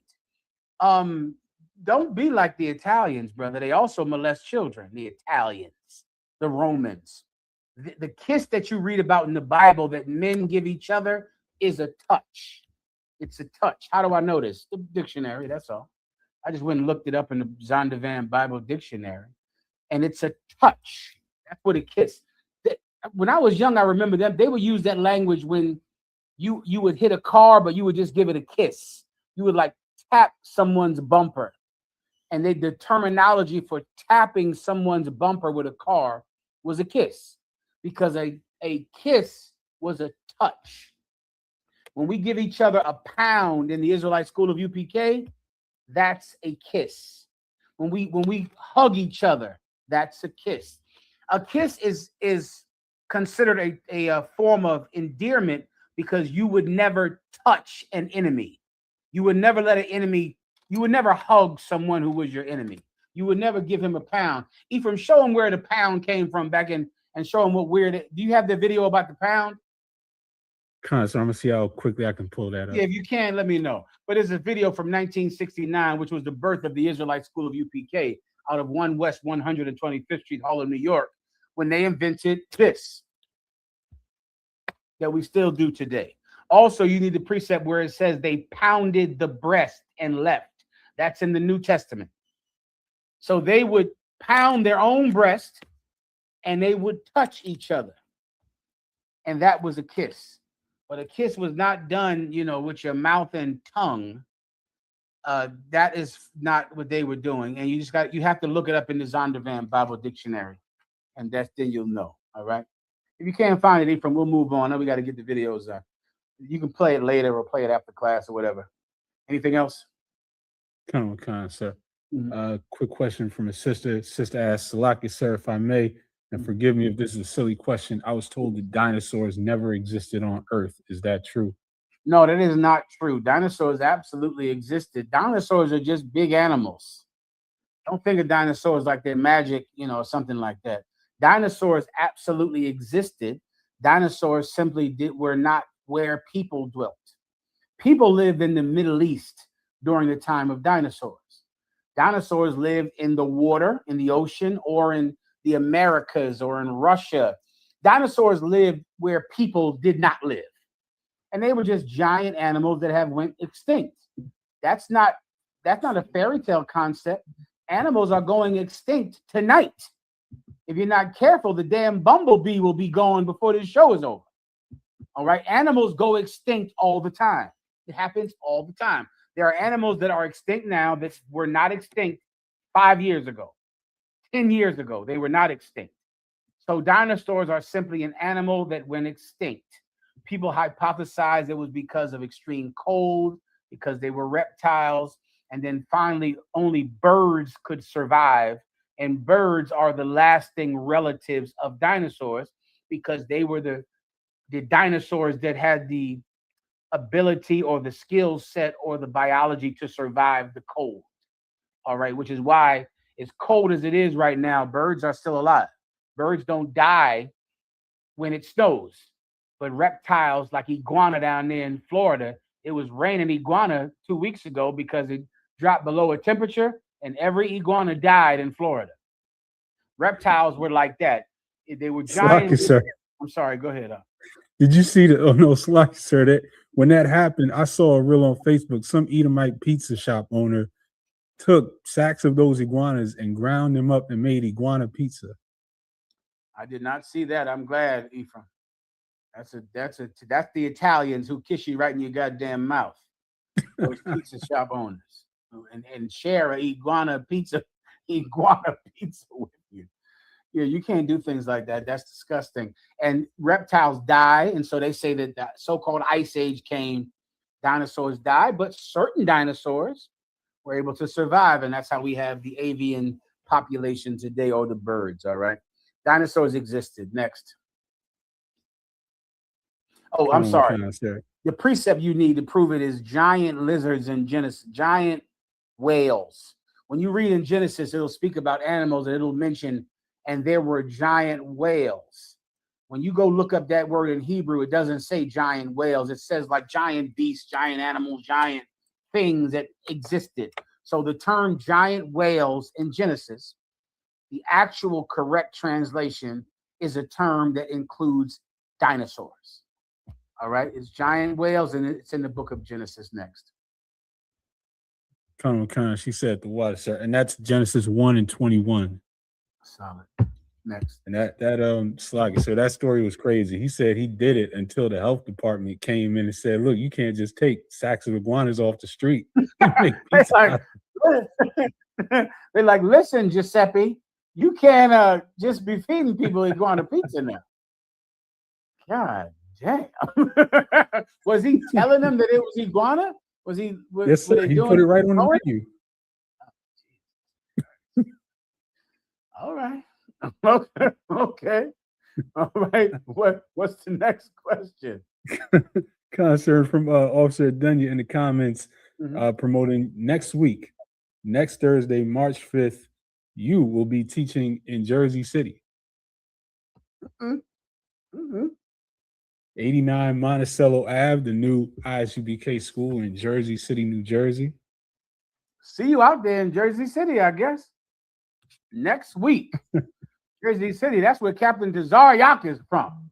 Give Jersey City a hand. I'll see you out there in Jersey City next week, I guess. You're going to get it on out there in Jersey City. What time? 7 p.m., so the usual time. 7 p.m.? Jersey City next Thursday. And I have the address. Somebody sent it to me already? I think Tazaryak sent me the address. He sent me the address. All right, solid. I'll see you out there in Jersey City next Thursday, 7 p.m. I'll answer your questions, solve all of your problems, try to get you to not kill each other to the best of my ability. All right, anything else? So one more question from the comments. Brother says, Salaka, sir, in Exodus 18, how could Jethro, a heathen, instruct Moses on how to bring order and structure to the Israelites? Well, that's my point I was trying to make earlier. Moses was in the world, and this was his father-in-law. Moses had a heathen father-in-law that was giving him advice, and this was his father-in-law. This was in his family. So you don't want to think like, how could he? Just think he did, because this was his father-in-law. It's not like it was solicited. It's not like he had to do it. But since this is his son-in-law, and now he's going to take his daughter and him and move them down back into Egypt, he did it because this was his son-in-law, not how could he. He could because this woman married his child. That's how he could. Now, if you don't like heathens giving you advice, don't marry their daughters. That's all. What in the hell could Moses do? What in the hell could if you marry and have sex with some heathen's child, then guess what? You're gonna have Giuseppe saying, "Why don't you eat the iguana I gave you? Where's the iguana I gave you for dinner?" You'll be like, "Listen, Giuseppe, listen. Oh, okay, I got you. I'm not eating that, but let's go ahead. I love your daughter. I got no choice. I done married her. I can't get rid of her. Sorry, Papa Giuseppe." Okay, he did it because it was his father-in-law. That's how he could do it. You don't like it? Don't marry heathens. Don't have sex with them. Don't do that. And then you only have to be vexed by an Israelite father-in-law, an Israelite mother-in-law. Then you'll enjoy that. Is there anything else? Sir, a quick shout out to Durham, North Carolina, joining us. Oh, Durham. Durham, North Carolina. How did it go out there today with the prison program, Akim? Who's the highest ranking brother that would like to explain? You got it? Hey, Shalom. Yabshav's Rakatah. What's going on, Warrior? 5,000 Iraq. How'd it go, Iraq? Sir. I'm doing 2 up, sir. The water fast. How was the work you brothers did today? The work is excellent. Right now we have brothers about an hour and a half away from the school, just now leaving the prison in Maury. It's called Maury Correctional Institution. We have officers Yaramak, Officer Mahayaman, Officer Hawan out there teaching up to about 50 inmates at the Maury Correctional Facility. We currently had a inmate that was a part of the trooper program. He was released about a week and a half ago, and now he is attending the Charlotte school under Officer Lahab. So the work is bearing fruit. And we want to also give a tawada to Officer Captain Zakar. This is his department. He's been providing the guidance, and Officer Yaramak has been diligent in getting out there. And it's just been a glorious work. We get a report every week from Officer Yaramak in regards to, just what the subject matter is that they're teaching. But the brothers are lighting up and gravitating to it, and they're very grateful. Also, the COs are learning as well. They're listening and encouraging and very excited to attend the class as well, because they've never heard this before, and they love it so much that they have allowed or are trying to get authorization for the school to provide do the Passover next year in the prison. Hopefully we can get Commander General Hana and the generals to actually perform the Passover or have a Passover version for the prison in the school. I mean, in the prison. In the prison, yeah. Outstanding. Danele un applauso. Give him a hand. Well said. Good job. Well done. And to Officer Yaramak and Captain Zakar. Well done, Aki. Well done. All right, Warriors, did you want to ask any questions? Did you have questions for me to answer today? Kamaka. Go ahead, please. We have, and Salaki, sir, I also want to give it the water to Commander Junior Hana also for giving us this opportunity to save these souls out here. Absolutely, Dr. Commander General Yohana. Well said. You got it, brother. Kamaka, sir. This is Officer Yazakar. He's going to cite his question, sir. Come on, Yazakar. Get it on. Trooper Yazakar. He has Trooper Yazakar. Give him a hand. Trooper Yazakar. Let's get it, Warrior. What's your question up? The water. I got just a general breakdown of Isaiah 29 and 15. Okay, I'm ready. Just a general breakdown, right? Okay, let's get it on. This is the book of Isaiah, chapter 29 and verse 15. Mm-hmm. Woe unto them that seek deep to hide their counsel from the Lord. Oh, yeah. That's what you had, the 15th verse. Connor. You wanted one verse broken down or more than one? If more than one is needed to get the whole understanding, No, I'll take that. take me up two verses, please, Trooper. This is the book of Isaiah, chapter 29 and verse 13. Mm-hmm. Wherefore the Lord said, for as much as this people draw near me with their mouth and with their lips do honor me, but have removed their heart far from me, and their fear to. 1 second, is that the correct would have removed? Does it say that there? But have removed Connor. Double check. That's a King James version of the Bible, right? Just double check for me. All right. It says have removed. Just do a double check. It's probably absolutely correct. Just double check. You look in the front of it. So lucky, I'm gonna put it up in my and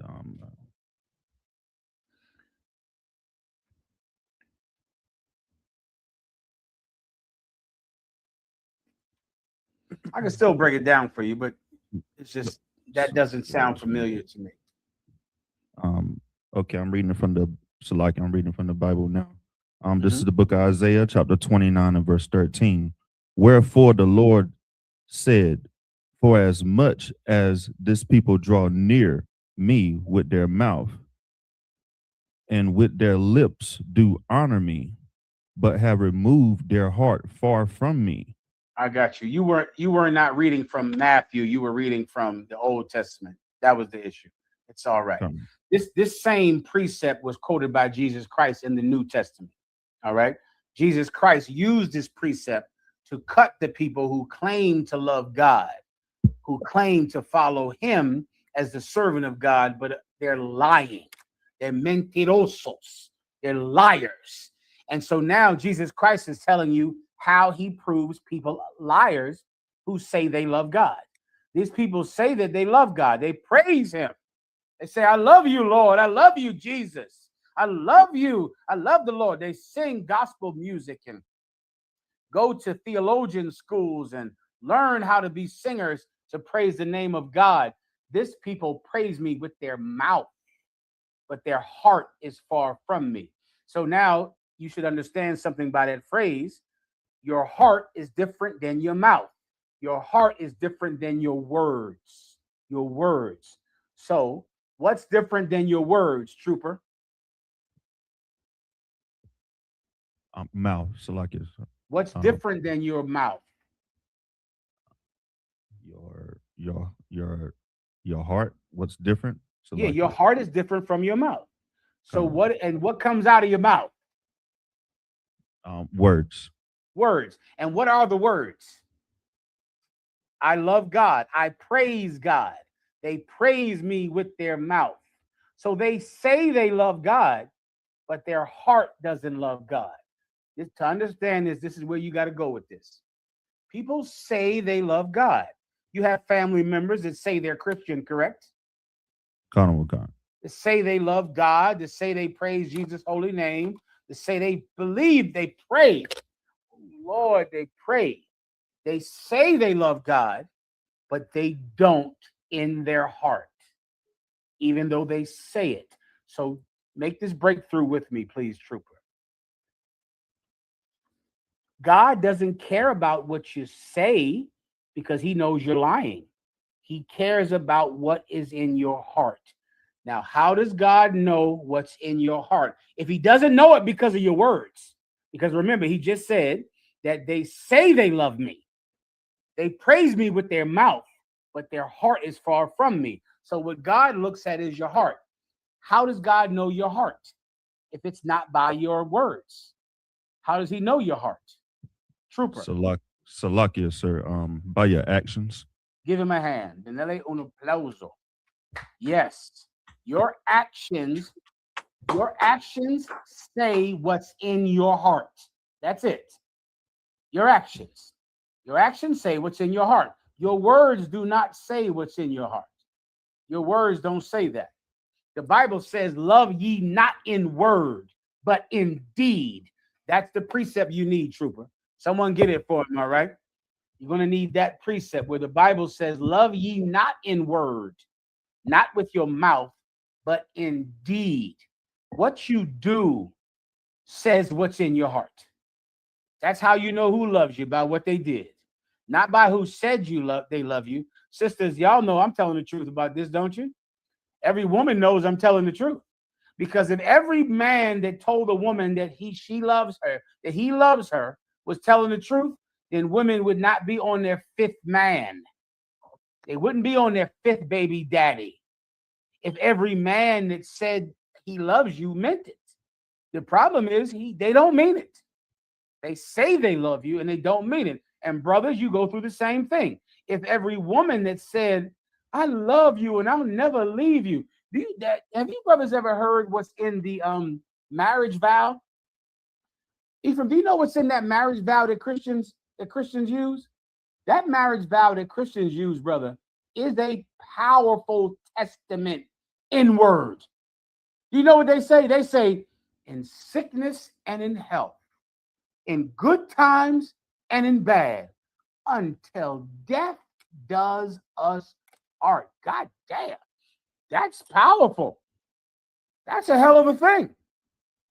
You telling me in good times and bad, in sickness and in health, till death do us part? If you Christians meant what you said, you'd halfway be righteous. The problem is you Christians don't mean what you say. So you're going to say in sickness and in health. Do you know that these bitches used to say that they'll obey you in that marriage vow? Rock, you know what I'm talking about? Come on, sir. Obey. Rock, what did that thing say? That thing's, what was the wording they used? It was like, and I will obey him for the rest of my life. What was the word? Somebody pull up the marriage vow. Rock, if you remember it, tell me. I don't remember it, sir, but I'll look it up, sir. It was like, it was some word like, I know, it was to love, honor, and obey. That's in the marriage vow with Christians, with the Christian church. To love, honor, and obey. Do you know every bitch that cheated on you and had sex with your best friend said that? She said that. She said to love, honor, and obey in sickness and in health, in poverty and in riches, until death does us part. 78% of them get divorced the minute you lose your goddamn job. That's it. The minute you lose your job, she's leaving you. That's it. You see, these people honor me with their mouth, trooper, but their actions say that they don't keep their vows. They're not going to stay with you in sickness and in health. She's not going to love, honor, and obey you. She's not going to do that. She wants a ring and a party for her arrogance to make her sisters and girlfriends jealous. But she doesn't at all intend to add actions to her oath. You understand, trooper? So that's all you need to understand, that your mouth does not mean that you mean it. Your actions say whether or not you mean it. Keep going, trooper. Verse 14, therefore, behold, I will proceed to do a marvelous work among this people. Oh, because of that, because you talk a lot about loving me, but you show me with your actions that you don't, I'm going to do something amazing with you. Keep going. Even a marvelous work and a wonder. Mm-hmm. For the wisdom, for the wisdom of their wise men shall perish. Yeah, I'm going to do something amazing to you. It's going to be a marvelous thing. Your wise men, the people that you trust, the people that you believe their breakdown on the scriptures. You go to these preachers, you believe what they say about God. I'm going to make all of their wisdom disappear. And let me tell you something. You're living in that time right now, trooper, where the Christian church has no answer for the COVID-19 virus. The Christian church has no answer for drug addiction. The Christian church has no answer for Donald Trump. No answer for the things that plague Americans, for the things that plague Black and Latinos. The Christian church is caught on their heels with the evil of today. They don't know what to do. They don't understand it because the Christian church is built for good times. The Christian church, Christian preachers are fair weather friends. They're people that are, they're friends of the summer, friends when it's springtime, friends when you know everything is beautiful and there's an abundance. Then you go to church and you give your money and your tithes and you say how much God has done for you. Christians aren't there for the winter, brother, for the sickness. They're only there for the health. Christians aren't there for the poverty. They're only there for the time of riches. Christianity is not a religion built for hard times. At one time, there were Black and Latino men who had a belief in God that was built around suffering, built around being strong in suffering. That's long gone. That's long gone from the time that we came out of caves with headbands wrapped around our heads and torches in our hands, reading the Bible that was illegal for us to read. The Israelite school of UPK is the last bastion of slaves that broke the law to read the Bible. We're the last ones. Bro, I can tell you how a while y'all was shot. Keep going, trooper. And the understanding of their prudent men shall be hid. Yeah, so now these preachers that you would go to and say, well, what's going to happen? Or what's happened? That preacher is like, I don't know, pray. Pray. My children have COVID-19. I'm losing my job. I'm getting, the ICE agents are at my door. What do I do, preacher? Trust in Jesus. Mother, you out of your mind? What are you even talking about? I need help, preacher. I need help. They don't have it. They don't have it. This is a miracle. It's like an amazing thing because you trusted these people that they would be there for you when ICE agents were at your door. Well, they're at your door, and the preacher is telling you to pray. Continue. Verse 15. Woe unto them that seek deep to hide their counsel from the Lord. Read that one more time. Salaki. This is the book of Isaiah, chapter 29 and verse 15. Woe unto them that seek deep to hide their counsel from the Lord. From who? From the Lord. Let me tell you, this is what preachers are doing, trooper. Woe unto them. The word woe means destruction. Woe unto them that seek deep to hide their counsel from the Lord. You know what that means, trooper? There are people that sit in power who God is not talking to. God is not giving them the answers. And they are seeking deeply, digging down to make sure that God never finds out who they are. They're trying to hide themselves from God. They don't want God to know that they're child molesters. They don't want God to know. And they're fighting day and night to make sure that the files don't get released, to make sure that the children don't testify, to make sure that the women don't ever say what's happening in that church.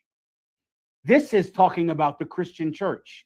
This is talking about a place where people say that they know God, praise God with their mouth, but their actions, they're child molesters and they're thieves and liars, but they're trying to hide it. They don't want anybody to know. They want to be the house of God. They want to be the place of Jesus Christ. They're hiding the fact that they're child molesters. They're hiding the fact that they're liars, that they're thieves, that they're ladrones, amantes de lo ajeno. Thieves, people that love other men's goods, love things that belong to someone else. They don't want God to know. They don't want the Lord to know. They're trying to hide it from him. They can't. They can't. Keep going, trooper. And their works are in the dark. Yeah, they're hiding. That Epstein, let me tell you, that Epstein list is so profound. It is so gigantic. And it is a web that goes from Saudi princes to Buckingham Palace to the White House to Jay-Z. That is how big it is, to show you that these people that we didn't know were connected, that all of them are connected to each other. And all of them share a filthy secret. And they're hiding it, thinking they can do it in the dark, thinking no one will know about it. Do you know how hard it's been, Trooper? Trooper, how long have you been in the truth? Salakia, sir, 2 years. 2 years. How did your family receive you being in the truth? Your wife, the people on your slavery. Salakia, the people on my slave, I kind of ignore them. They know who I am, so I'm not gonna run away from that. My rib, she's right behind me, so she's gonna be with me to the end. But my family, they're still in the Christian church. They still trying to tell me, hey, you want me to come to the school with you? How about you come to church with me on Sunday? So I totally understand. Well, then you know what I'm talking about. You know, your family believes that Christian church is a place of God because of what they say. You understand? Because of the words. Okay. They're hiding all the children they hurt, all the families they destroy, all the wives who are committing adultery, all the brothers who are homosexual. Does your family go to a particular church? Salakia, Methodist, like Methodist, they never discuss homosexuality in there, or people that are homosexuals, or people that are LGBT or rainbow. Well, I know the last time I was there, the choir director was a Levitical type of guy. The dreaded choir director, Trooper. The dreaded choir director. Yeah. Can you imagine what's happening in the dark in that Methodist church, Trooper? Can you imagine? In your family's church, there is an Epstein list situation happening in there. Something that's on the Epstein list is happening with the choir. And it's all connected, and they're hiding it, and they don't want anybody to know. And Trooper, this is what you have to know. Every evil thing that you've heard about the Israelite school of UPK is because we were the ones telling everyone about what happens in the dark in Christianity. That's why they hated us. That's it. We've been doing it before the Epstein list came out, before Donald Trump, before the internet. We were telling everyone what happens in the dark in the Christian church. And they hated us for it and persecuted us for it. Keep going. And they say, who seeth us? They say and what? Who knoweth us? Say what? And they say, who seeth us? That's Jeffrey Epstein. Who sees this? Nobody. I'm on an island in the Florida Keys. No one sees this. Who knows? I'm on an island in the Florida Keys. I own the sheriff. I own the president. I own the prince, the crown in Great Britain. Who sees this? Who sees us? Who sees what's happening at the choir director's house? Who sees what Eddie Long is doing? T.D. Jakes is doing? Who sees us? In essence, Trooper, they're saying no one sees us. That's what that means. Who sees us means no one sees us. Continue. And who knoweth us? Who knows us? Nobody knows who we really are. We're Jeffrey Epstein, Bill Clinton. Hillary Clinton went and testified before Congress today. Donald Trump's financial advisor, chief financial advisor, was called before Congress. Nobody even showed up because they didn't want to question him because he was one of Jeffrey Epstein's best friends. They say that Bill Clinton is coming before Congress to testify tomorrow about the Epstein list. I anticipate that the minute that they turn the tape recorder on, Bill Clinton will spontaneously combust and blow up in fire. The minute they turn that tape recorder on, I anticipate Bill Clinton to spontaneously combust and to just blow up. Because if Bill Clinton has to say what him and Donald Trump and Bill Clinton did on that island, I'm assuming he will just burst into flames. That's what I assume. They say no one sees us. No one knows us. We're safe with hurting your children. Safe with working against your best interest while telling you that we love God and we're your preacher. Give me the 7 mountains thing after this, Ephraim. Keep going, trooper. Verse 16. Surely your turning of things upside down shall be esteemed as the potter's clay. Surely your turning of things upside down will be glorified as if God made it. That's what that point means. The potter's clay means I'm the potter, I'm the creator. I made a pot out of clay. I wanted it to be a pot. Here's my pot. I made it. Here it is. Here's someone else who took it and perverted my pot, turned it upside down. That's not what I created. That's not what I wanted. Then someone else takes it and they say, this is the potter's clay. Here's the pot. Here's the pot. And we look at it as if God intended it to be like this, when he never did. Someone just lied to you and told you that's how God created it. That's what God wanted. That's what he's saying. This vile person with these terrible secrets, with this on this Epstein list, on this choir, he says, no one knows us. No one sees us. What we do in the dark. Surely our turning of things upside down, everyone will treat it like it was made like this. Everyone will think that God wanted it like this. Why will people think that God wanted it like that, trooper? Salakia, so that they can continue to do. No. Why will people think that even though God did not make it like this, God made it like this, but this person says God made it like this, and everyone is going to think that that's true. Everyone is going to think that our turning of things upside down is esteemed, is glorified, as if it's the potter's clay, as if God made it. Why, trooper? If you can answer this, I will be impressed.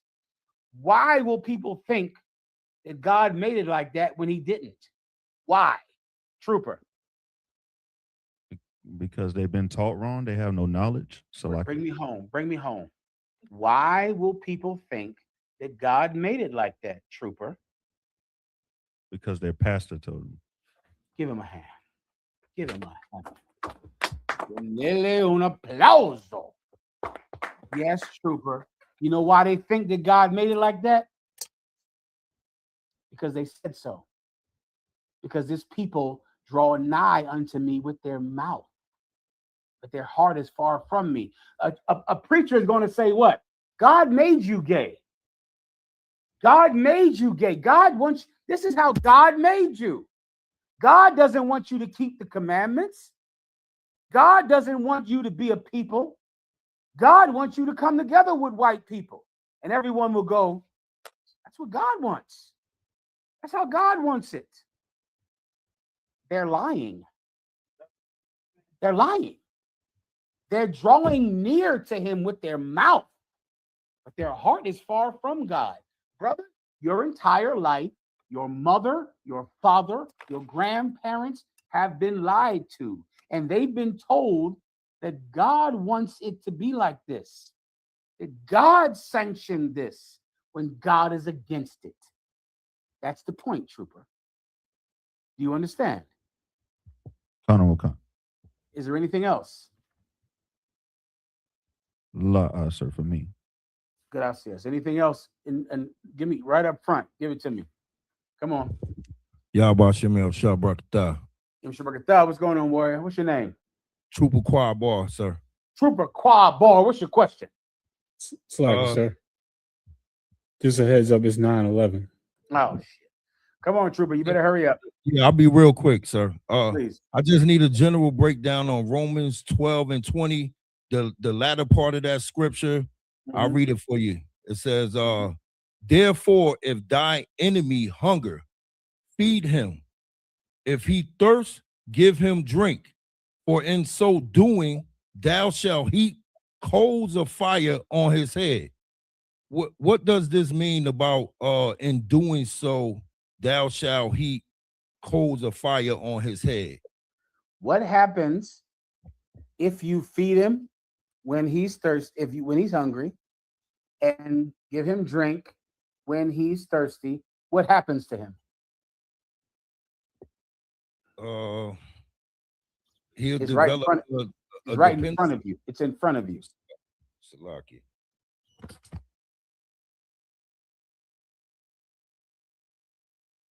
I don't know. He gonna come to me when he hungry and when he need food. He gonna develop a dependency. Read it one more time. Salakia. Therefore, if thy enemy hunger, feed him. If he thirst, give him drink. For in doing so, Salakia, for in so doing, thou shalt heap coals of fire on his head. So if I feed my enemy when he's hungry, and I give him drink when he's thirsty, what will happen? It's right in front of you. Therefore, thou shalt heap coals of fire upon his head. Here's the mystery of being a righteous man, Trooper. You see, in our mind, we think when people harm us, we harm them, right? If somebody offends me, I hurt them. Somebody dishonors me, I dishonor them. I hurt them. We think that is how we get revenge, right? And the Christians have taught us to never get revenge. The Christians have taught us to never pay somebody back for evil they've done to us. This is what Paul, I'm sorry, where are we at right now? Where are you reading from? Rome, Book of Romans. This is what Paul was trying to teach brothers and sisters, to stop them from taking revenge at their own hand. It is a tremendous temptation to get revenge on your brothers and sisters. This is about Israelites and how we deal with each other. We all live in Black and Hispanic communities. And if you live in a Black and Hispanic community, if you live in a house with Black people in it, with Latinos in it, those Blacks and Latinos are going to hurt you. Am I telling you something you don't know about, Trooper? Loud, sir. Yeah, you know about this, right? You know that your friends are going to hurt you. Your father is going to hurt you. Your sisters, your brothers are going to hurt you. Your gang members, when you tattoo their arm on your face, they're going to hurt you. Those same people. They're going to sleep with your wife. They're going to steal from you. They're going to lie to you. They're going to snitch on you. The people that are supposed to love you. So then what do? Shoot them, kill them, harm them because they deserve it. They did it to you, right? Paul is saying no. He's saying don't do it like that. Nah, because when you feed your brother who's your enemy, when you give him drink, then God will hurt him. God will hurt him. I don't have to kill the people that I believe deserve to die, who are my brothers, who might have snitched on me and gave me time in jail, who might have slept with my wife, who might have stole from me. Of course, in the times past, you think I have to go kill him. I have to go harm him. No, you don't. Forgive him. Forgive him. This is the lesson of Jesus Christ. You think forgiving people means they're not going to be punished, don't you? Let me tell you something, Trooper. Forgiving people means they're definitely getting punished. That's what this means. When you forgive somebody, they are absolutely going to pay. Absolutely. But what if I harm him? What if I hurt him? Then I cease to become a doer of the law when I become a judge of the law. The minute I go shoot somebody because I believe that they would shoot me, then they're never going to pay for shooting me. They're never going to get payback for what they did to me. But the minute I forgive my brother and feed him and clothe him, then now I trust upon God's judgment for what he did to me. That's what this is saying. Now we're going to read it one more time and you'll see it. Read it again. It's the book of Romans, chapter 12 and verse 20. Therefore, if thy enemy hunger, If feed he's him. hungry, well, slow it down so I can break it down. If he's hungry, what should I do, trooper? Feed him. I'm going to feed him if he's hungry. Is it because I love him? Is it because I want him to live forever? No. That's not why I'm doing it. If he's hungry, I'm feeding him. Keep going. If he thirsts, give him drink. If he's thirsty, I'm giving him water. Is it because I love him so much and I don't ever want him to pay for what he did to me? I don't ever want him to pay for how he harmed me? That is not why I'm doing this. I'm going to feed him when he's hungry. I'm going to give him drink when he's thirsty. Keep reading. Read it slow. For in doing thou shall For he. in doing thou. You know what that means? Salakia, sir. Please, go ahead. Please. For in so doing thou. For in so doing. That's Old English for because you did that, because you fed him when he was hungry, because you gave him drink when he was thirsty. In doing that, thou, meaning you, go ahead, shall heap coals of fire on his head. What's going to happen if somebody puts a lot of coals of fire on your enemy's head, trooper? Salaki, it's going to burn a hole in his head. Why is he going to get his head burnt? Because that's his justice. That's his reward. Why is he going to get justice? Because it's hot. Why is he going to get that hot justice? Because I kept the law and I didn't pay evil back with evil. Give him a hand. That's it. That's all. That's it. You just broke it down, trooper. You broke it down like a seasoned officer. Because I didn't shoot him. That's why he's getting hurt by God. Because I didn't kill him. Because I didn't hide at his house, sit in a car, and wait till he comes out the barbershop to kill him for what he did to me. Because instead, when I saw him, I said, hey, brother, I'm Mahayaman now in the Israelite School of UPK. I want you to know I forgive you, brother. I want you to know I'm not going to harm you for what you did, man. Here's a flyer. That same brother is going to say, oh, my God, I'm in a wheelchair now, and I'm coming to learn with you because I understand why I'm in a wheelchair. I understand why these things happen to me because of what I did to you. You see, when I forgive, God takes up my battle. When I feed them, God starves them. When I give them water, God makes them thirsty. As long as I don't take revenge at my own hand, God will give me vengeance. You're correct, trooper. Absolutely. Absolutely. Did you have any other questions? Real quick, sir. Salakia. One other question. Salakia, sir, if I may, can I have a word of advice on those that deal with anxiety? Absolutely. What is anxiety? Do you know?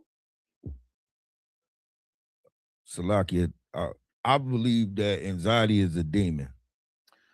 Anxiety is absolutely a demon, but I want you to give it to me in one word because it will make it more clear on what to do with it. Salakia, sir. Sister in the room said worry. I'll take worry. Let me give you a better word to make it more clear. Fear. Anxiety is fear. And you know what the Bible says about fear? True love casts away fear. True love. So many of you out there, you have deep anxiety, especially sisters. Sisters really struggle from anxiety. Many brothers struggle from anxiety as well, from past traumas, from growing up in homes where there was no security of food, security of safety, security of love. You can grow up to be a man or a woman that has extreme fear about everything. Well, the Bible says true love casts away fear. Do you know what you're supposed to do with anxiety, brother? Be the kind of person that makes sure that someone else never has to be afraid. That's what cures anxiety. You see, in your mind, you're thinking, Rakatha Yahweh Shai. In your mind, you thinking, I'm afraid, I'm worried. What can I do for me not to worry? What can I do for me not to be afraid? What can I do for me to be safe? It doesn't work. I'm going to make sure that child doesn't worry. That sister is not afraid. That brother doesn't have to be afraid anymore because I'll help him. I will come when he calls. I will hear her scream my name and I will show up. And in doing so, I make my life about getting rid of her worries. I make my life about getting rid of his concerns, his fear. You know what happens when you think about stopping them from being afraid? All of a sudden, I don't think about myself so much in my own fear. I'm not concerned with it anymore because I'm concerned with yours. I'm concerned with how you're afraid. No te preocupes. No te preocupes. Don't worry. I'm coming. I'll be there. I'll come for you. You're afraid, I'll show up. You're worried about eating, I'll call Commanding General Yohana and fill up your freezer. No te preocupes. Don't worry. You're afraid somebody is trying to kill you, they'll have to kill me too. No te preocupes.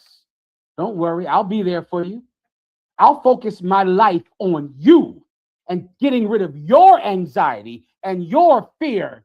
Before you know it, I forgot about my own. Life is about serving other people, not about making sure that you're safe, not about making sure that you have food, not about making sure that you don't have anything to worry about. Life is about other people. In doing so, worries drift away. You understand?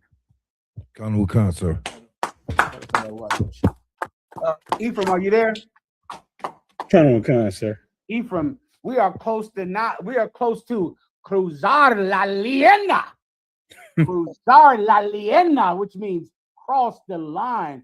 I'm going to have to break down this topic in Jersey City next week. Every political party is a rainbow party. Every last one. If you're a Democrat, you're in the Rainbow Party. If you're a Republican, you're in the Rainbow Party. I'll break that down in Jersey City next week. What was the last one? So I can share this clip. Did you want it? If I got time. If I don't have time, I'll end it now. I don't know what time. So we got a little time. All right, go ahead. Just a little time. Go ahead. Brewing for quite some time between Scott Bessent and Elon Musk. Musk didn't want Bessent, for instance, to be Treasury Secretary during the transition. Obviously, Bessent prevailed. As Doge under Musk started to kick into high gear, they had a few conflicts over staffing at Treasury. And then most recently, Scott Bessent wanted his pick to be the IRS commissioner. Elon Musk had his pick installed. Bessent then raised the issue with President Trump and said that Elon Musk had gone behind his back. And this all sort of boiled over on Thursday when Bessent confronted Musk about it, and a shouting match and the F-bombs ensued. They were apparently face-to-face, chest-to-chest. There was some yelling going on. It's an honor to have the Prime Minister of Italy with us. At the time, Giorgia Meloni, the Prime Minister from Italy, was meeting with Trump in the Oval Office. And from what we're told, the arguing and the yelling could be heard or was within earshot of the Prime Minister when she was meeting with Trump, while Bessent was telling Musk, F you. Musk was then taunting him, saying, say it louder, as in, let them hear it as you're losing your cool. Look, there are disagreements amongst the president's staff and cabinet sometimes, but we think that's part of the healthy debate process. And everybody knows that ultimately President Trump is the decision maker. Let me tell everybody what happened. Ephraim, you might need the other video to explain fully about everyone in every political party being a rainbow member. That's Scott Bessent. And he is an out and out gay man. He's gay. And he is married to a man. And these two, this man and his husband, adopted a baby.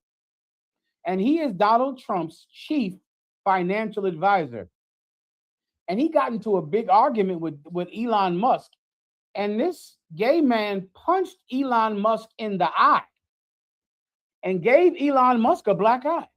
And Elon Musk walked around with a black eye for weeks because a gay man punched him in his goddamn face. This is in Donald Trump's White House. Show me the picture of Scott Bessent with his husband and their child, Ephraim, or you have the video. This is, he's married to them. And all I think about is you hillbillies out there, you redneck hillbillies that thought you were avoiding the gay community by voting for manly man Donald Trump. I remember when Donald Trump was running for president. It was Kamala Harris. She supported the transgenders. All of the transgenders were with Kamala Harris. And you had to vote for Donald Trump because you're a manly man. Donald Trump's chief financial advisor, that man has a husband. That man has a husband. Levi, I'm sorry, Ephraim, you have the video I sent you? On that topic, let me see, sir. I sent it to you today. That man has a husband, and this man punched Elon. That gay man knocked the piss out of Elon Musk and gave him a goddamn black eye. It's a TikTok video, Ephraim. I sent you today, and gave him a black eye. Why am I bringing this out? To help inform you of something. Every political party is gay, and they're all gay because every political party is built on compromise. That's what all of them are built on. If you're a Democrat, you're going to have to come together with the transgenders and the Muslims and the atheists and the people who are pedophiles. And all people. Why? Because it's a numbers game. You need enough people to win the votes. So you don't care about their conduct. You don't care about their morality. You care about them having a vote. That's what you care about. So because of that, you're never going to do anything that might make your constituency smaller. Integrity makes you have less people, not more. Integrity. If you're a man of integrity, you're going to lose people. You're going to lose members. You're going to lose votes. And politicians only care about getting more votes. Play the video, please. You heard that correctly. Literally the same man who punched Elon Musk and gave him a black eye in the White House, who also, by the way, is MAGA Republican and also openly gay and also married and also adopted a kid, literally breaking all the MAGA commandments, is in the news again because he's wanting to fight somebody else. According to new reporting from Politico, the Treasury Secretary had heard from several people through the grapevine that the Federal Housing Finance Agency director had been bad-mouthing him to Trump. A person close to him said. According to the reporting, he wasn't about to engage in chit-chat as if nothing was amiss. In other words, he ain't no fucking punk bitch. Scott went up to the guy and said, "Why the fuck are you talking to the president about me? Fuck you. I'm gonna punch you in your fucking face." The guy appeared stunned, and the tense encounter promoted club co-owner and financier Omid Malik to intervene. According to the reporting, Bessent wasn't having it, and he said it's either me or him. You know what that means, MAGA? MAGA, there's a homo whooping your ass in the White House.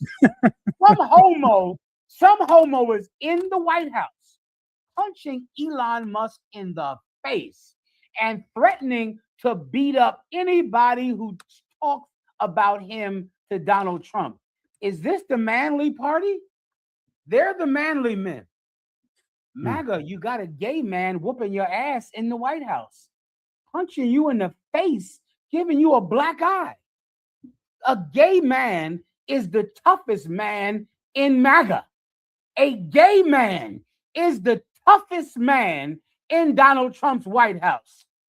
Hillbillies out there, rednecks, you are not as strong as a gay man.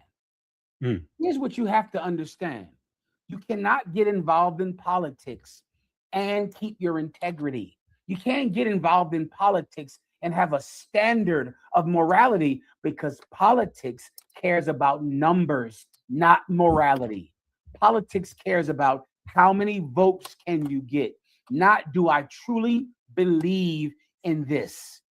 You have to join the Israelite School of UPK to have morals. Right. Because we don't care about how many people we have. We don't care about numbers.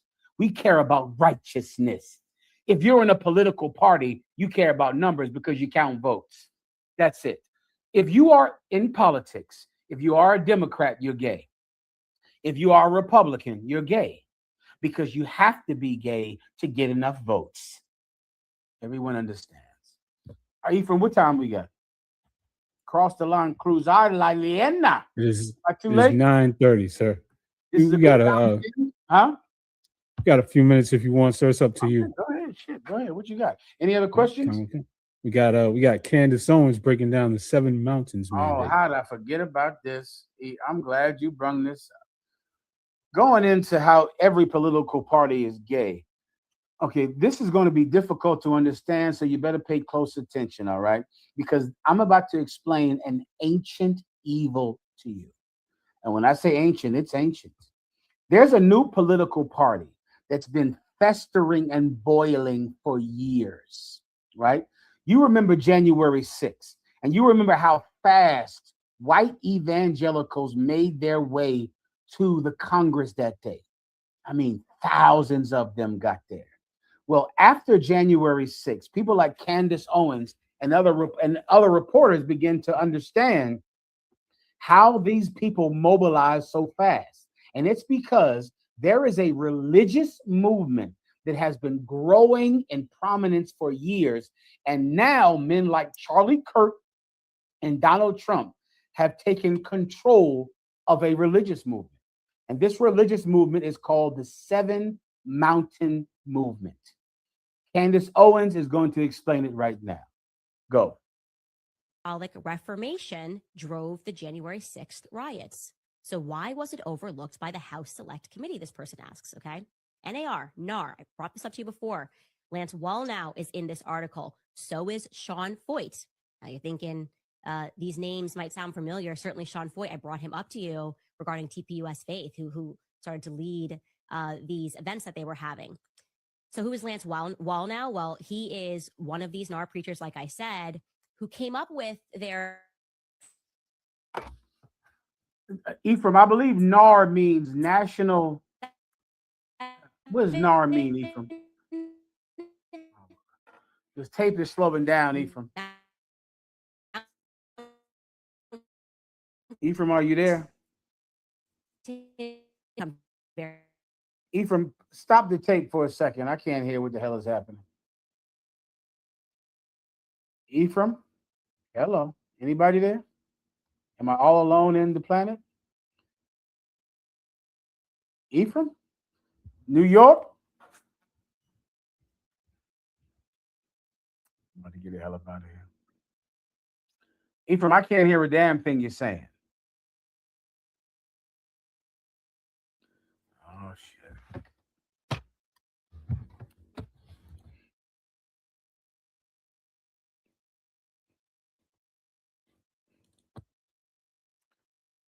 Ephraim, are you there? Is anybody there?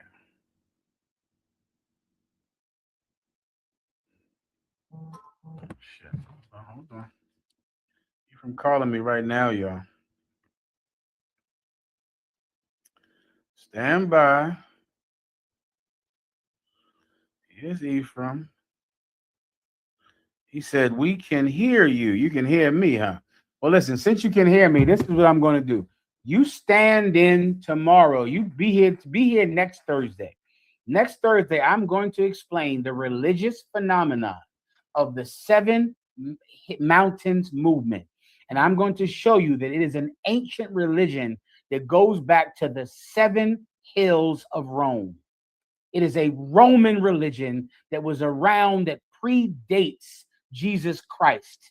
It is an ancient evil that has popped up its head again. It's the Roman Empire trying to rule once more.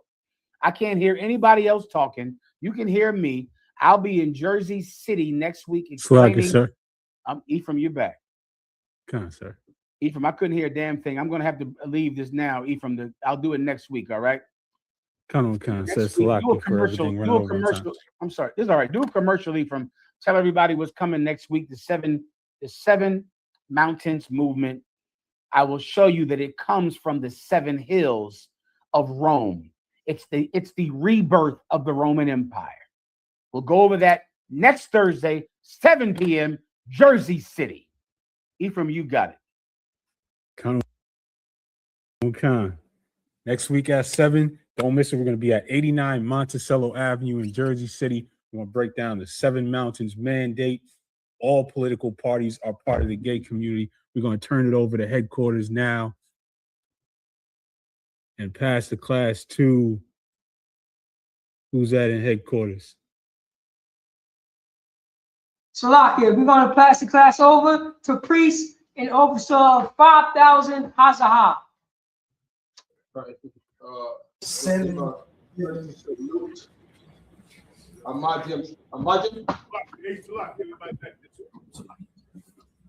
Imagine Shabbat.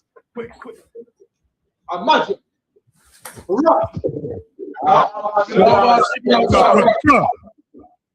Judgment time. We're going to song to the sisters. We're going to give the sisters a courtesy salute. Okay, Imagine Shabbat. Imagine. Barak. Judgment time. Gus Smith.